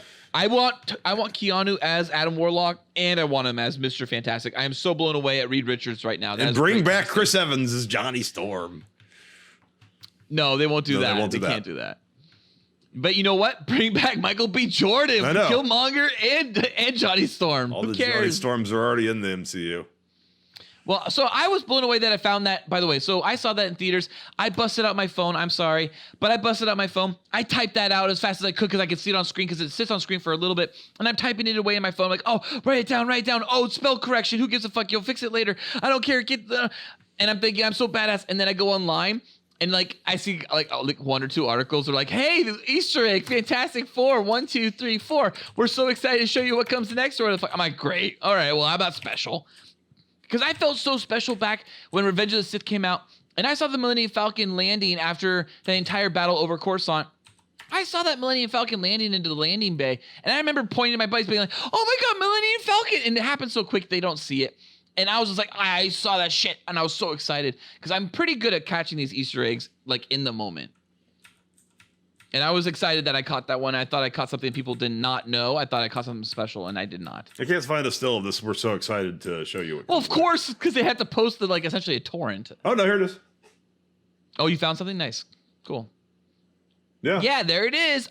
Fuck yeah. So I'm looking at it. Somebody took their phone out and took a photo of it, which, I mean, realistically, if you're taking your phone out, why don't you just take a photo I of the took my screen? phone out. I know. I debated taking a photo of it, but I didn't. I couldn't. Well, there's another end credit stinger. We'll get to that later. Let's go back to the movie because we abandoned it so early on. I want to come back to a little moment real quickly called, we are not calling it Spidey Sense. We're calling it Peter Tingle. Are you okay with Peter Tingle? I mean, only as a joke. Yeah, I get it as a joke, and I think it's the only way it's going to be used. I read it from the producers that they're saying or the director. It was saying something along the lines of like, this is what your aunt would say, so we thought it was funny for aunt speak or something to that effect. I like that perspective on it. I think the third film, Spidey, needs to like call it Spidey Sense. Like, I don't care about the nomenclature. I don't think anyone does. That's a you thing where like they need to call it Spidey Sense or it doesn't count. It's it counts. I'm fine with it. It would be great if like, as a kid, he wanted to call it a cool name. I felt like this movie, he should have called it Spidey Sense by the end because he was kind of like, no, fuck that. Take it back and make it my own name, We got a whole trilogy where no one ever says Batmobile, nor do they ever say Batcave. So it's like, no, you're right. But there's a Batcave and there's a fucking Batmobile. So like, no one even calls Catwoman Catwoman. That one kind of bothers me. Wait. She doesn't call herself Catwoman in Batman Returns? No. I'm talking about the Nolan trilogy. Oh, just Nolan only? Okay, Yeah. gotcha. Okay. Because I was going to say, yeah, she's like, I'm Catwoman, hear me roar, meow. No, Alfred says Batmobile in Returns when he's talking about repairs to the Batmobile. Okay. Well, okay, I think that for Spidey Sense perspective on this at all, it's obviously something that was like, as we point out, we believe it's clearly shown in Civil War. Like other people are like, you don't show it in Civil War. Yeah, I think it's shown in Civil War. Yeah, he's always it's definitely not shown though in Homecoming, correct? I mean, there's no real Spidey Sense moment in Homecoming. And there is the moment where in Infinity War, he clearly, though, his Spidey Sense goes off with his hairs on his arm and he sees the alien spaceship. I still like the slow-mo Joe Manganiello, Flash Thompson punch in Spider-Man 1. I still think with that's the fly? Yeah, and where it zooms around and everything's frozen. I still think spit wad? That's just a perfect, like, Sam Raimi, man, he fucking set the template that MCU would not be in the place that it did if enough for those first two movies. So if you take, I don't want to go on a tangent because I'm literally going to lose my train of thought here. What I wanted to say was, but I really love how Sam Raimi and Bryan Singer, sadly, they both combined really set the standard. Singer set the standard of real world, dark and gritty. Yeah. And we get things like Batman Begins because of Singer. And Raimi showed him how to do comic accurate suits in color. Exactly. And so we get things from Raimi like the MCU, but we also get the MCU from Singer too. I don't too much credit there. Burton and Donner deserve more credit than Singer does. I think Burton and Donner deserve credit in the sense that they influenced the creators of the MCU. Yeah. Oh yeah. And I think that's true. But back to Spidey Sense, I love that this film, Far From Home, he hones it. And there's the whole ending is him becoming finally one and making Spidey Sense him. And it's, you cannot say Spider-Man and the MCU does not have Spidey Sense anymore. It is a full-on device it's a plot point that he pulled on. It's a plot point in this movie that he learns to trust it. Yeah, and a lot of that has to come from the trust in his friends and the trust in himself with the people he holds close, like not only Aunt May, but and Happy Hogan, but Ned, and then he obviously opens up to Michelle Jones, MJ, and I really liked her version. We talked already about her and how I liked her, but one of the things I liked about her character was when Brad Davis takes a photo of Peter Parker with his pants down when he's about to change into the suit. I liked how her character called out Brad Davis and was essentially like, dude, why are you taking photos of people in a bathroom? And then JB Smooth's Professor walks up and he's just kind of like, yeah, dude, I got to tell you, that's not a good thing to do. I love this, this perspective of MJ. And I like that, they were able to not subvert your expectation, but they just played it real. If a guy said he was taking photos of people in the bathroom, the first thought would not be in today's society. It would be like, what were you taking photos of? Him with his pants down with a European woman? Oh, you're right. That's weird. In today's world, the thought process would be, you shouldn't be taking photos of people in bathrooms. So, like, it doesn't even matter the context of what the photo is. It could be a dead person or a killing. It would be like, don't take photos in bathrooms. So we got Iris West is a redhead. We got Annie from Little Orphan Annie was a redhead. We got you're talking about redhead? Heimdall is apparently a redhead. Mary Jane Watson, of course, is a redhead. And famously, Ariel from The Little Mermaid is a redhead. And what do they all have in common? I don't know what. They've all been recast most recently with black people. Iris West twice. Zendaya is or Zendaya, she normally dyes her hair red, right? Not in these movies. She hasn't, but she did dye her hair red. I just think it's weird. Emotional equipment. I just think it's weird that there seems to be a focus on erasing them redheads. Yeah, well, no one likes gingers, Felk. You know this. It is kind of weird. There's this trend of recasting specifically redhead as black people. I'm just wondering why it always seems to be the redheads. Well, why don't you keep track of it? Get some stats on it. Oh, yeah, this redhead watch. It's already begun. Dude, because seriously, because here we go, man. When we do our Little Mermaid spoiler cast, we can talk about it again then. No, we won't be doing that. I've never actually seen Little Mermaid, I don't think. Well, are you going to see the Lion King movie directed by Happy Hogan? No. Are you fucking kidding me? I hear it's literally the same movie from the 90s, except the Nala's role has been expanded upon because of Beyonce. Yeah, I wonder why we have to expand. She has a whole song apparently too that's all hers. Is that Beyonce? Yeah, it's all Beyonce. So speaking of Happy Hogan, Jon Favreau, he's in this again. He's great in this again. He was great in the last Homecoming film. When he first entered Iron Man, I literally thought of him only as Happy Hogan, as a Hitchcockian cameo. He doesn't do much in Iron Man. He's just kind of a background character. He holds a Burger King bag full of burgers. He opens doors, holds coats, and that's about it. And he does more in Iron Man 2, obviously. He starts to fight. He puts himself into the film. He has actual lines of dialogue. And that's where his role expands. And I never really thought of him much more or going further than that. In the comics, Happy's usually behind a computer monitoring the Stark suit while Tony's flying it. He's not really a big character in the comics. I love what they've done in the MCU with Happy. And I think Jon Favreau is someone who could have easily phoned in this role every fucking time, and he hasn't yet. I don't really care about Jon Favreau or the character of Happy. Moving on. I just feel like they've kept Happy in it as because you know what? As an actor, yeah, Jon Favreau's got to be relatively cheap. And I know he's not cheap. I mean, I'm sure The Lion King, he netted 8 to 15 million probably. But there's some kind of deal he's getting because these are Sony movies. They write it in. They just kind of write in like, okay, and you'll do a cameo in the next Spider-Man. But there's cheddar cheese behind those. There's cameos. A lot of cheddar. Well, there's the big paychecks are for directing for the live action quote unquote remakes. Oh, for him, yeah. right? And it's just like it has just been like, okay, and you'll spend 2 weeks in Atlanta filming the stuff for Spider-Man. Right, in a fake New York set, in a fake plane, in a fake everything. Oh yeah, and that's okay. The fakeness, by the way, that we haven't really talked that much about the actual movie, but I got a question for you.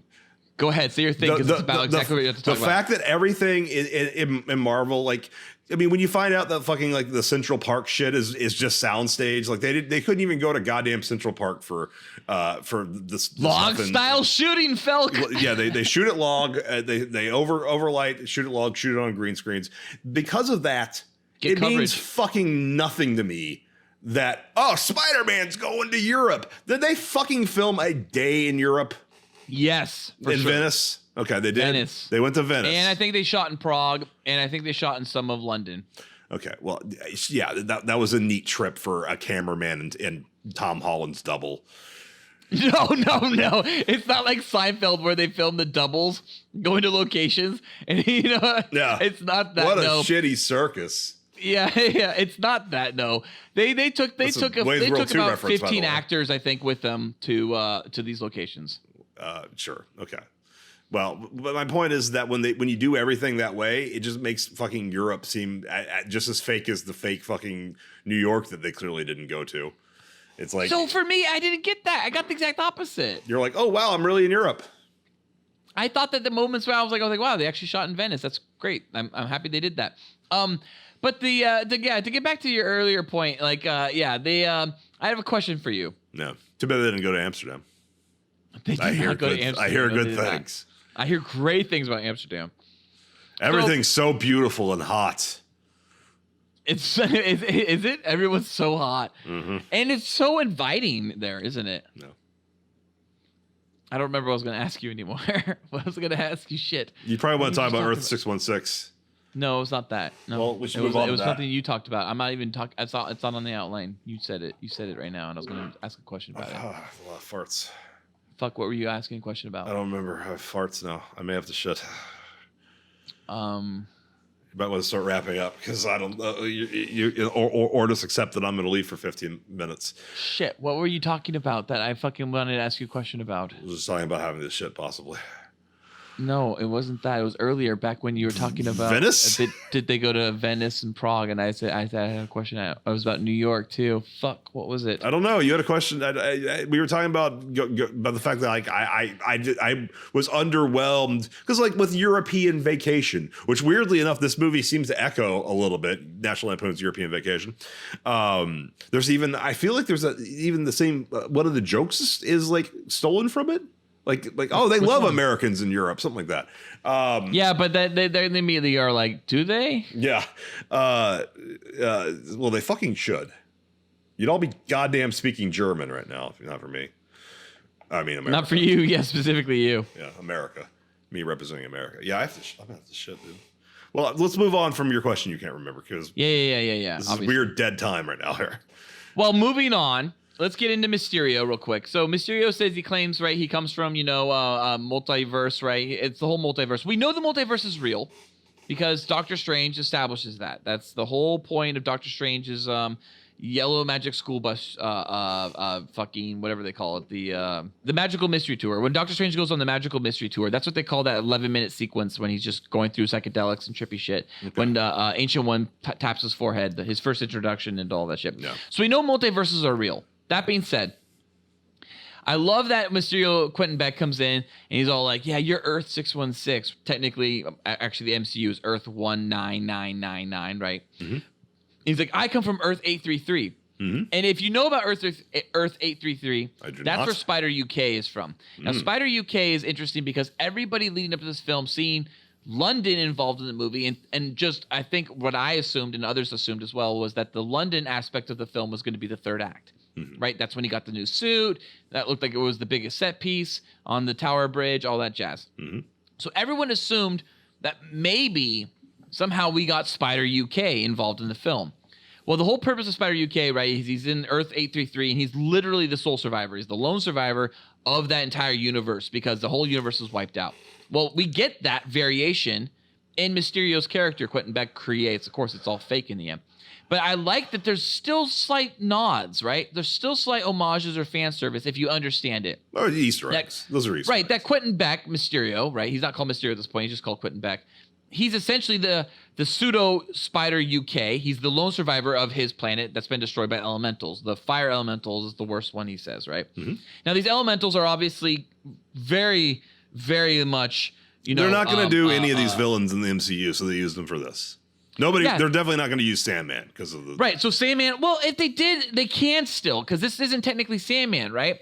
And they're not going to, though. That's why they wouldn't have a guy who looks just like Sandman if they were going to do Sandman. Well, that's why I think that's why Mexico was such a bullshit opening scene where literally when Quentin Beck shows up, he goes, you don't want no part of this. And then it just cuts away. Like, you don't see the battle. You don't see Sandman. So it kind of like, you're like, okay, so that doesn't have to be Sandman. It literally is also a hologram. Sandman will never be in the MCU. I will bet you $5. Okay, sure. $5? Really? All right, fine. There's never a Sandman, the character of whatever Thomas Hayden Church was playing, that Sandman will never appear. Is it Flint? Flint Marco, I think. Yeah, that's right. Flint Marco. Yeah, very good. That does sound familiar to me. I think he will exist because Flash Thompson literally says, Hydro Man is a character. He talks about how BuzzFeed talks about a guy who it becomes water and controls water. So even though Hydro Man is quote unquote in this movie as a fake character, they do acknowledge that there's might be a real person out there that is Hydro Man. Molten Man is not acknowledged in this film as a real person, just like Sandman isn't. Yeah, of course, Molten Man's in this movie, and Cyclone is the final villain at the end that isn't really Cyclone either. Yeah. So the director, John Watts, was able to figure out 4 villains into his story. I thought that was pretty brilliant. He's done a good job of making villain-heavy Spider-Man films that don't feel that way. If you think about it, you had Quentin Beck, Mysterio. That's the only villain. You had 4 elementals. That's 5 characters right there. But those aren't characters. No, they're not, but they're villains that they're smartly used, just like they had 6 villains. Literally 6 villains in Homecoming. And they're all smartly used so they don't feel like this massive group of villains that all have to share the same amount of screen time. You had the Tinkerer, you had two Shockers, you had Scorpion, you had Vulture. I mean, who was the other one? You had one other. Oh, the Prowler, who's a villain. Homecoming to me has one villain. That's a Vulture. The other ones are just henchmen who happen to have names. Yes, but that's the way those work. Like Heat. Like people think of like movies, they're like, how can you have like 15 people in a movie? And I'm like, I always like Heat. Heat has like 15 characters in it, and they don't all have to share the same amount of screen time and dialogue, but you still get love from 15 characters. You're capped at like 2, maybe 3, and then after that you can't do them as characters. Like the Shocker is not a character; he has one scene or whatever, or like the first Shocker, and then there's a second one's just like I'm the Shocker now or whatever the fuck. Like those aren't characters; those are just little moments with character actors. But like, the Dark Knight really has. You have 2 real villains. Same with Spider-Man 3 tries to do 3 villains and it fails. I think 2's the cap. No, Spider-Man 3 was 3 villains. I thought it was 2. Because Green Goblin's kind of right. Yeah, kind of. Well, technically, I mean, even Far From Home is 6 villains if you want to count Dimitri, because Dimitri could have maybe been the Chameleon. Was he the Chameleon? Did we get introduced to the Chameleon and we just don't know it yet? No, I don't know. Do you know who Dimitri is in this movie? The Chameleon, apparently. He's but that's the Chameleon. I don't know who the Chameleon is. You don't know who the Chameleon is? No. The Spider-Man villain, the Chameleon? Yeah.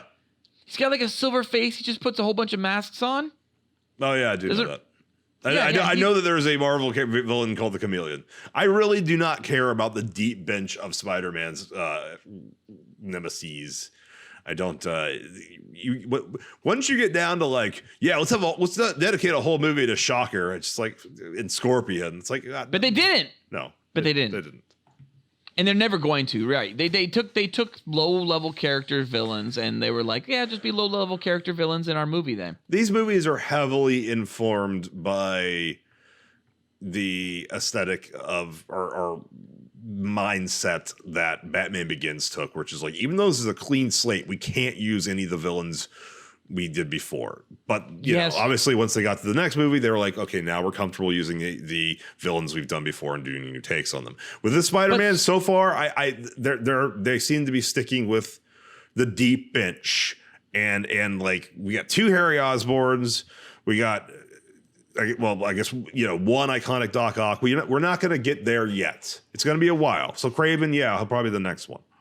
I think you're right, but also with Batman, right? I mean, they had Zaz, they had Raish, they had Roz. Is Zaz a character? Zaz is like one. It's like Victor Zaz is absolutely a character. No, in that movie, he is one. Yeah, does he have a single line of dialogue?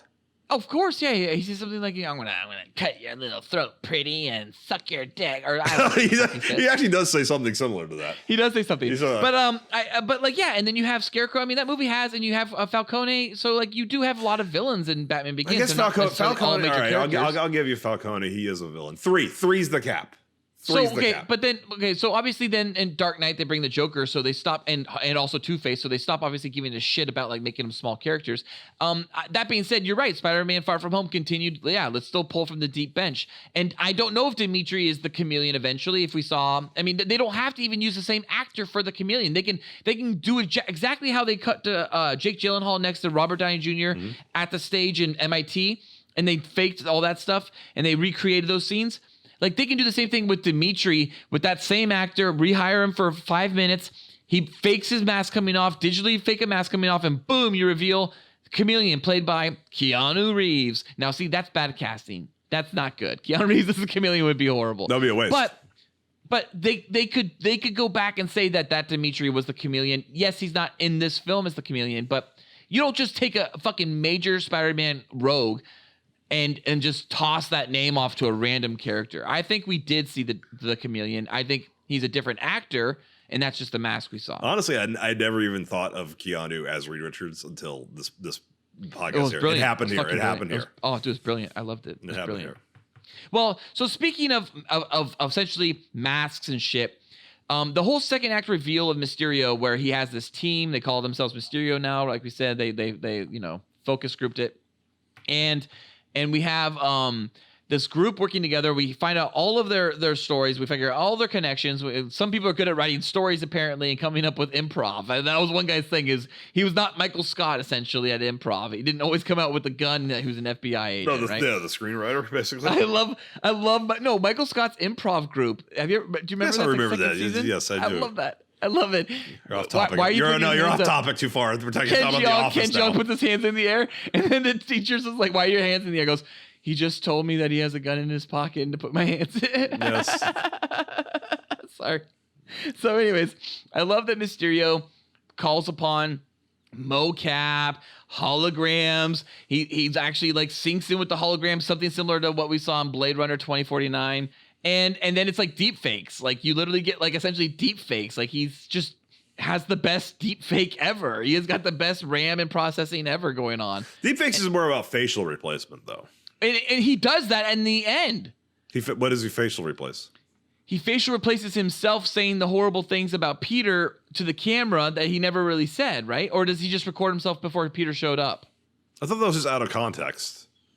I don't remember exactly what he shows. I just remember. No, he's like, oh my God, Peter Parker's Spider-Man, and he's killing people and everything, and he's that could be a reference to deepfakes. You know, I think deepfakes is great, and I'm glad it exists. At this point, like we are in a position where in 15 years you could have a video of a person like shooting another person in a security cam, and still have a credible defense that person's not guilty. Right? Yeah, it was not you, Mr. Wayne. Yeah. Yeah. Okay. Well. Okay. So, moving on to I guess the Riddler has deepfakes technology back in like 1995. That would be amazing. In Batman Forever, where the Riddler is Jim Carrey is somehow able to fake Ed Begley Jr. killing himself with 1995 CG. Oh, dude! I thought you were pitching like what they could do with the Riddler today. Well, they're not doing the Riddler today. There's no fucking Batman movies coming out. There is the Batman, and it's coming out with Robert Pattinson. Yeah, that's true. I guess that is coming out soon, isn't it? I mean, they're not coming out soon. It's shooting soon. They casted Catwoman, I thought, right? Didn't they cast Catwoman? I don't think they did. Maybe they did. So yeah, so Mysterio, he does that great sequence, right? I don't know what they're calling that sequence yet. It's essentially the Magical Mystery Tour, but it was different. They clearly wanted to, have you feel that same sense of tension and like Vanessa Kirby from fucking Mission Impossible 6. She's actually pretty good. Yeah, no, she's not bad. She's really not bad. That's actually really good casting, honestly. I mean, it doesn't matter because it's going to be Robert Pattinson, but so the movie won't work. But okay, so anyways, yeah, I do think that the psychedelic trip, the hallucination, the illusion that Mysterio forces upon Spider-Man was brilliant. And I loved everything about it. But one of the things I have to say, the most fucking incredible moment was literally Marvel Zombies, Zombie Iron Man. Yeah, that's a reference. That's an Easter egg to something that most people don't know about. But and will never happen. No, right? definitely will never happen. So that's the closest thing we'll ever get to it. That's like Demon in the Bottle in Iron Man 2. Are using Superman sinking into skulls? It's just like a visual, but even though it's not used in the context it is in the comic. Right. Exactly like that. But I'm happy we got it. I was blown away that we saw this ultra realistic zombie Iron Man.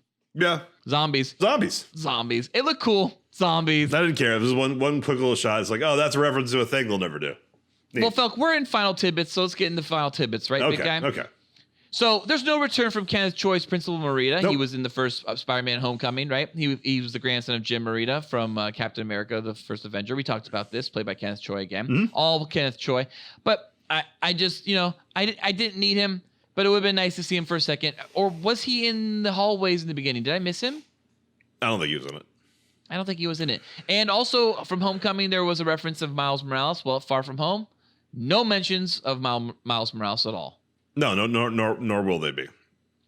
So I think my bet to you they're playing the long game with Miles Morales. He's phase 5 or something like that. Now you said that in our Homecoming spoiler cast, and I did not make a bet to you then, but I'm willing to make you a $5 bet right now.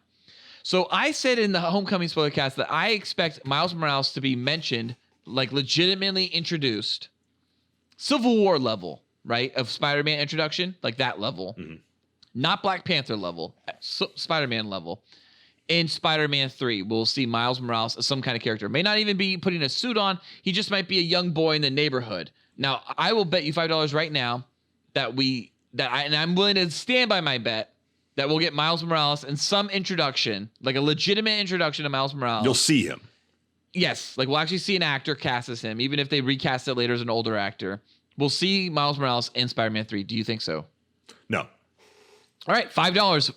Yeah. Unless something happens where Disney loses control and Spider-Man reverts to just being Sony. Dude, that's scary. Isn't that scary? They keep. Well, why else are they doing Venom though? They still want Venom to meet Tom Holland, I think. Well, Venom at this point, the Toms could meet. The Toms can meet. Venom at this point can happen because of multiverse. Right? That Venom movie could have been all another universe. Maybe. But my point isn't about universes. It's about corporate property. I'm talking about the fact that, right? So Miles plays a major factor in the game. Yeah. That just came out.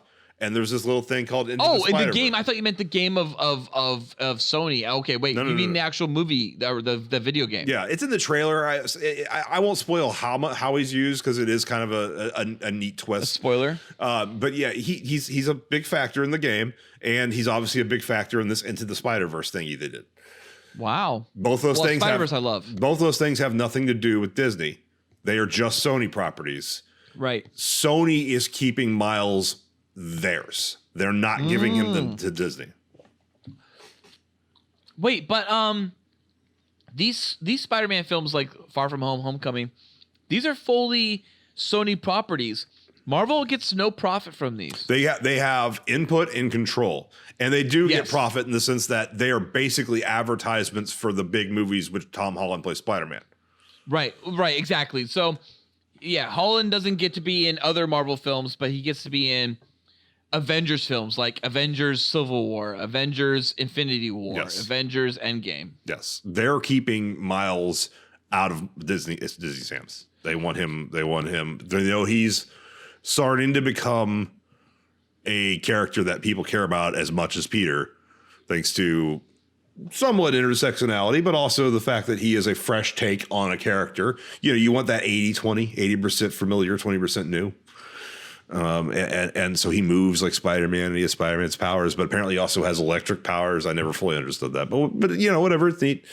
And it has to do with the spider that bites him. So they're not. I don't think they're ceding any control or financial benefit for Miles to Disney.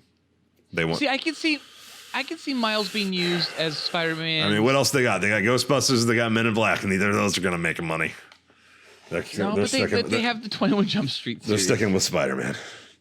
Well, okay, so, but Venom-wise, do we get Venom ever in an official Spider-Man film? Like, say, like Spider-Man Homeward Bound. Like, is Venom in there? That's just your fun theory for their title.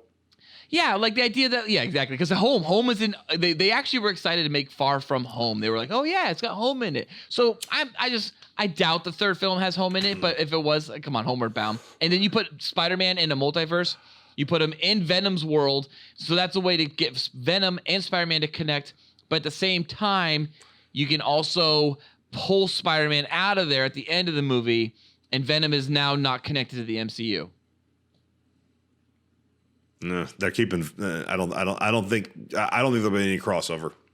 Well, they're setting like little breadcrumbs of multiverse in this film. Even we know multiverse is a legit thing in the MCU, even though this film, Quentin Beck's multiverse shit, is complete garbage and con man. Correct.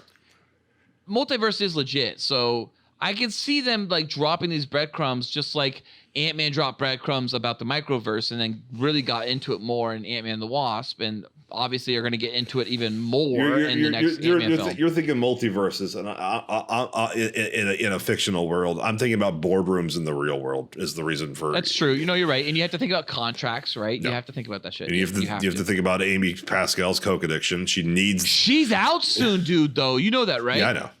She's like legitimately out. Like I don't think she even has control over Spider-Man soon. I think she loses everything real soon. I think she comes back.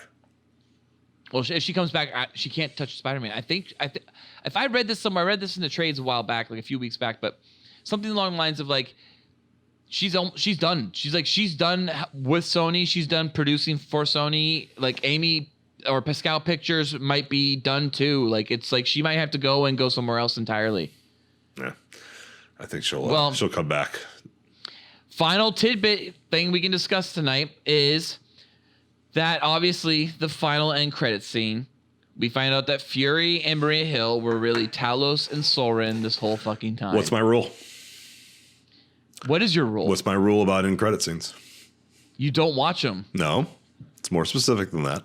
They don't count? No, it's more specific than that. What is it? I'll watch the end credit scene that immediately follows the main titles. Right, okay. The keys. But I will not sit through 8 minutes of fucking VFX Studios Vietnam walls to see all of these hard workers you don't even care about. So I didn't. After the J. Jonah Jameson one, I was like, well, that's the important one. Don't care about the next one, and walk the Which fuck it kind out. of was. It was the only important one, really. And I'm like, I'll just read about it on the internet. And the internet told me that Samuel L. Jackson was not playing Nick Fury this whole movie. He was playing Ben Mendelsohn playing Nick Fury.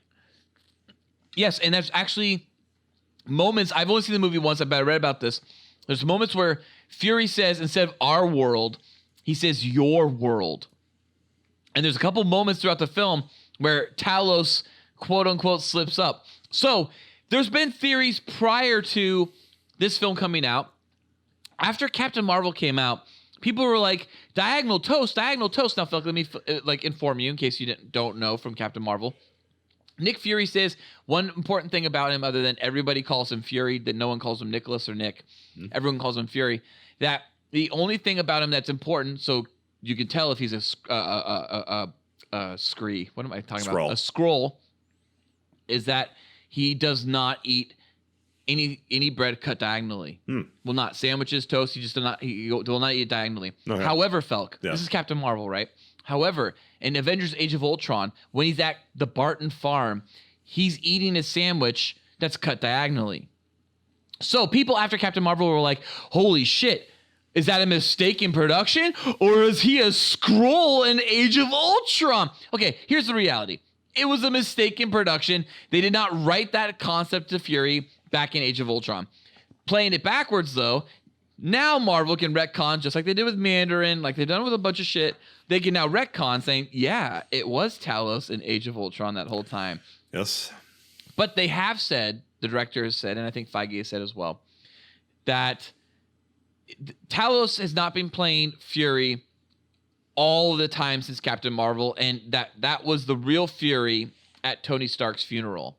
So Talos maybe comes in and out. So maybe he was there for Age of Ultron, but he wasn't there for other shit. It was a dumb twist. Obviously, they're setting up Secret Wars, but a different take on it because the Skrull are good now. So yeah, so that's a weird thing to do. Then why would you have Secret Invasion that leads to Secret War? Well, because it's just a faction of the Skrulls that are dealt with in Captain Marvel. I haven't seen the movie, and I'm not going to see the movie, but I'm assuming that's not the entirety of the species. But that's where you missing out on the end credits scene hurts you again. So Fury doesn't hurt me. I don't care anymore. I'm done. Endgame was but the end. It hurts you in your theorizing. I don't think I'll see the next one. Whatever the fucking next one is, we don't know yet. Well, the end credit stinger heavily hints to Captain Marvel being a big character or in a big storyline moving forward because it shows like Fury after Talos is on the phone, he's talking to someone in FaceTime. He's like, "When are you gonna come back? Eventually, when are you gonna come back?" And then it cuts to Fury, and he's like, "Remember Agents of Shield?" I do. When Coulson is in Tahiti, quote unquote. Yeah. The first season, right? Mm-hmm. So it's like that, where Fury's in front of this what looks like a really flat fake wall. It's supposed to be digital and not look fake, but to me as an editor, obviously, I'm sorry, as a retired pizza delivery driver, it looks fake. And so I'm just like, okay, obviously that's supposed to be a monitor, it's a television or something, it's a screen of some sort. And it's supposed to be like looking like he's in Hawaii, Tahiti, whatever tropics. And then it turns off, the monitor turns off, and he walks around, and it turns out he's in a giant spaceship in the middle of space, and he's with all of these scrolls. So what it really seems to be is hinting at Sword, right? Shield, Sword. Sword is the Earth's. I think Joss Whedon created Sword, honestly. Sword is Shield, but for interstellar activity, dealing with aliens coming. Happy late 4th of July, Joss Whedon. What happened to him on 4th of July? I don't know. I googled Joss Whedon 4th of July. What, really? It was a tweet. He just said very anti-America things. I'm glad he's out. That's all I'm saying. Joss Whedon is clearly not getting to touch Marvel no more. And yeah, he's done. He's not touching DC. They kicked him out of DC too. Yeah. He's not allowed to do Wonder Woman or Batgirl. Maybe just don't let him do anything.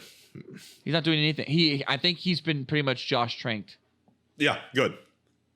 I think he's looked at as a scab after Justice League also.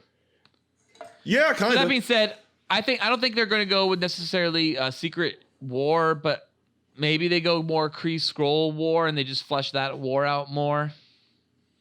It'll be like they handled Civil War, where they do the secret war shit without maybe it's a rebel faction of the Skrulls who have been infiltrating people for a long time, and the good Skrulls have to fight them. I don't know. All right. Well, let's do our ranking now of all Spider-Man franchise films. Yeah. Now that we're done, we've gotten through everything we can possibly talk about, right? I mean, there's nothing left to talk about. Are you done? No, I am ready to rank. All right, let's rank. So once again, Cool Boy Nation, just in case anybody's never heard this before and has no idea how we rank or rate, and I'm looking at you, the Stark Knight or the Star Knight. So Felk, as always, why don't you do the honors? Start from your worst and make your way to your best. Okay. And now this time, last time we did the Spider-Man films that Raimi did, the Spider-Man films that Webb did, and then the one Homecoming movie. This time, though, we're going to add a couple more because a couple things came out since our last one. We're going to add Into the Spider-Verse, and we're going to add Venom. Okay. So, Felk, go ahead. Yeah, and I have to do this live because I didn't anticipate Into the Spider-Verse or Venom being on this list, but I think I could do this just fine. All right. The worst is, by a significant margin, the worst is The Amazing Spider-Man 2. Yes, and that's the same as you were last time. Spider-Man 3, followed by, I'm going to say Far From Home, followed by Into the Spider-Verse, followed by Homecoming, Spider-Man Homecoming, followed by Venom. Venom's better than Homecoming. Then Amazing Spider-Man. Actually, no. Homecoming, then Amazing Spider-Man, then Venom. Okay, that's right. That's right. Then Spider-Man, and then Spider-Man 2 is the best. That's great shit, Felk. I mean, Venom, I definitely expected it to be higher on your list. You seemed like you really enjoyed that movie. I know we didn't do a spoiler cast about it. I feel like we pretty much should have at this point. I like Venom. Yeah, you like Venom. I don't like Venom. Yeah, no. At all. So I think it won't be much of a surprise where Venom ends up in my list. So why don't I give them my rankings? So once again, I start off with the worst, and I agree with you entirely, Felk. I totally agree with you. Yes, absolutely. Amazing Spider-Man 2 is garbage. It's just the worst. It's just the absolute worst. And then I would say Venom. So for me, Venom is like, my second worst Spider-Man film. I understand the appeal people have with Venom. I really do. It's just not something for me. I don't know. Maybe if it's a good Saturday movie, I haven't realized it's a good Saturday movie yet. Maybe that's what it is, but I don't know. And then I would say Spider-Man 3. Okay. Then Spider-Man 2. Okay. then Amazing Spider-Man, and then Spider-Man. I really don't care for the Raimi series. I find them kind of middle of the ground type of films. Amazing Spider-Man I really like a lot, but it's not better than Spider-Man. I still think Spider-Man is very similar to that Superman Christopher Reeve effect. That feeling, and it does a good job with it. And then for my number 3 slot, I'm gonna have to say Spider-Man Far From Home. And then I would say for number 2, I'm gonna say Spider-Man Homecoming. Mm-hmm. And then my number 1 is Spider-Man Into the Spider-Verse. I love Spider-Man Into the Spider-Verse. I have not walked out of a movie like that in a long fucking time, and it blew my goddamn load everywhere. I was so happy. Very overrated.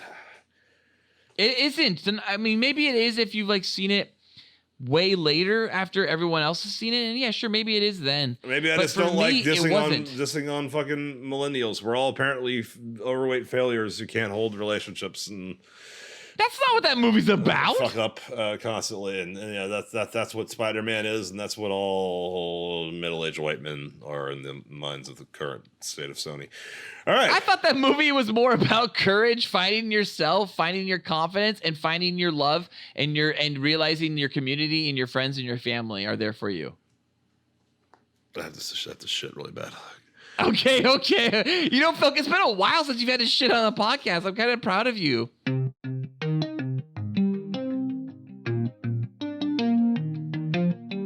Cool Boy Nation, tell us what you thought about Spider-Man Far From Home by emailing us at thecoolboyspodcast@gmail.shit.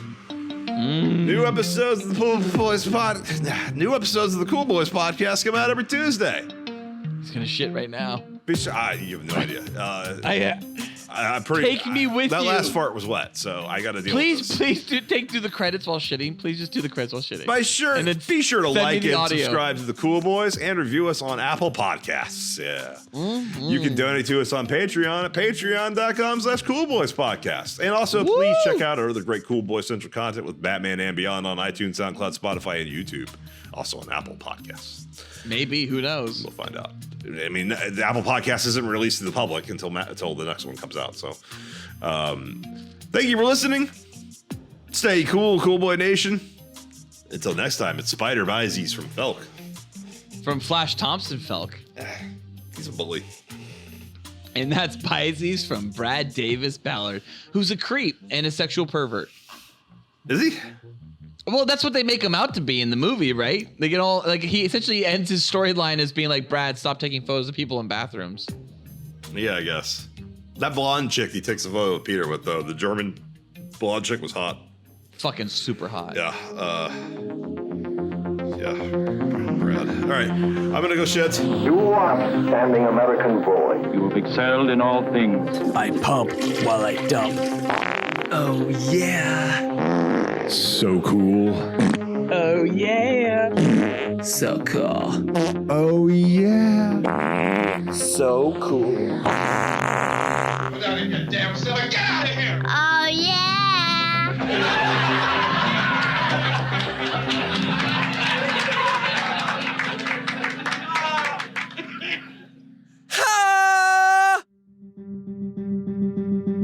This episode of the Cool Boys Podcast was brought to you by... I just listened to Spider-Man Far From Homecoming, or no. Yeah, excuse me. I just listened to Spider-Man Homecoming Spoilercast. Just a little bit of it to remember like what we said. And we actually do, for the Easter egg on that one, is the ending is us going to like, you know, spoilers from here till, and then we're like, wait, why would we do that? Why would we like have a time to go come in, and then we should but we didn't actually do it. We actually didn't do that thing, so. Yeah. Get the Cool Boys.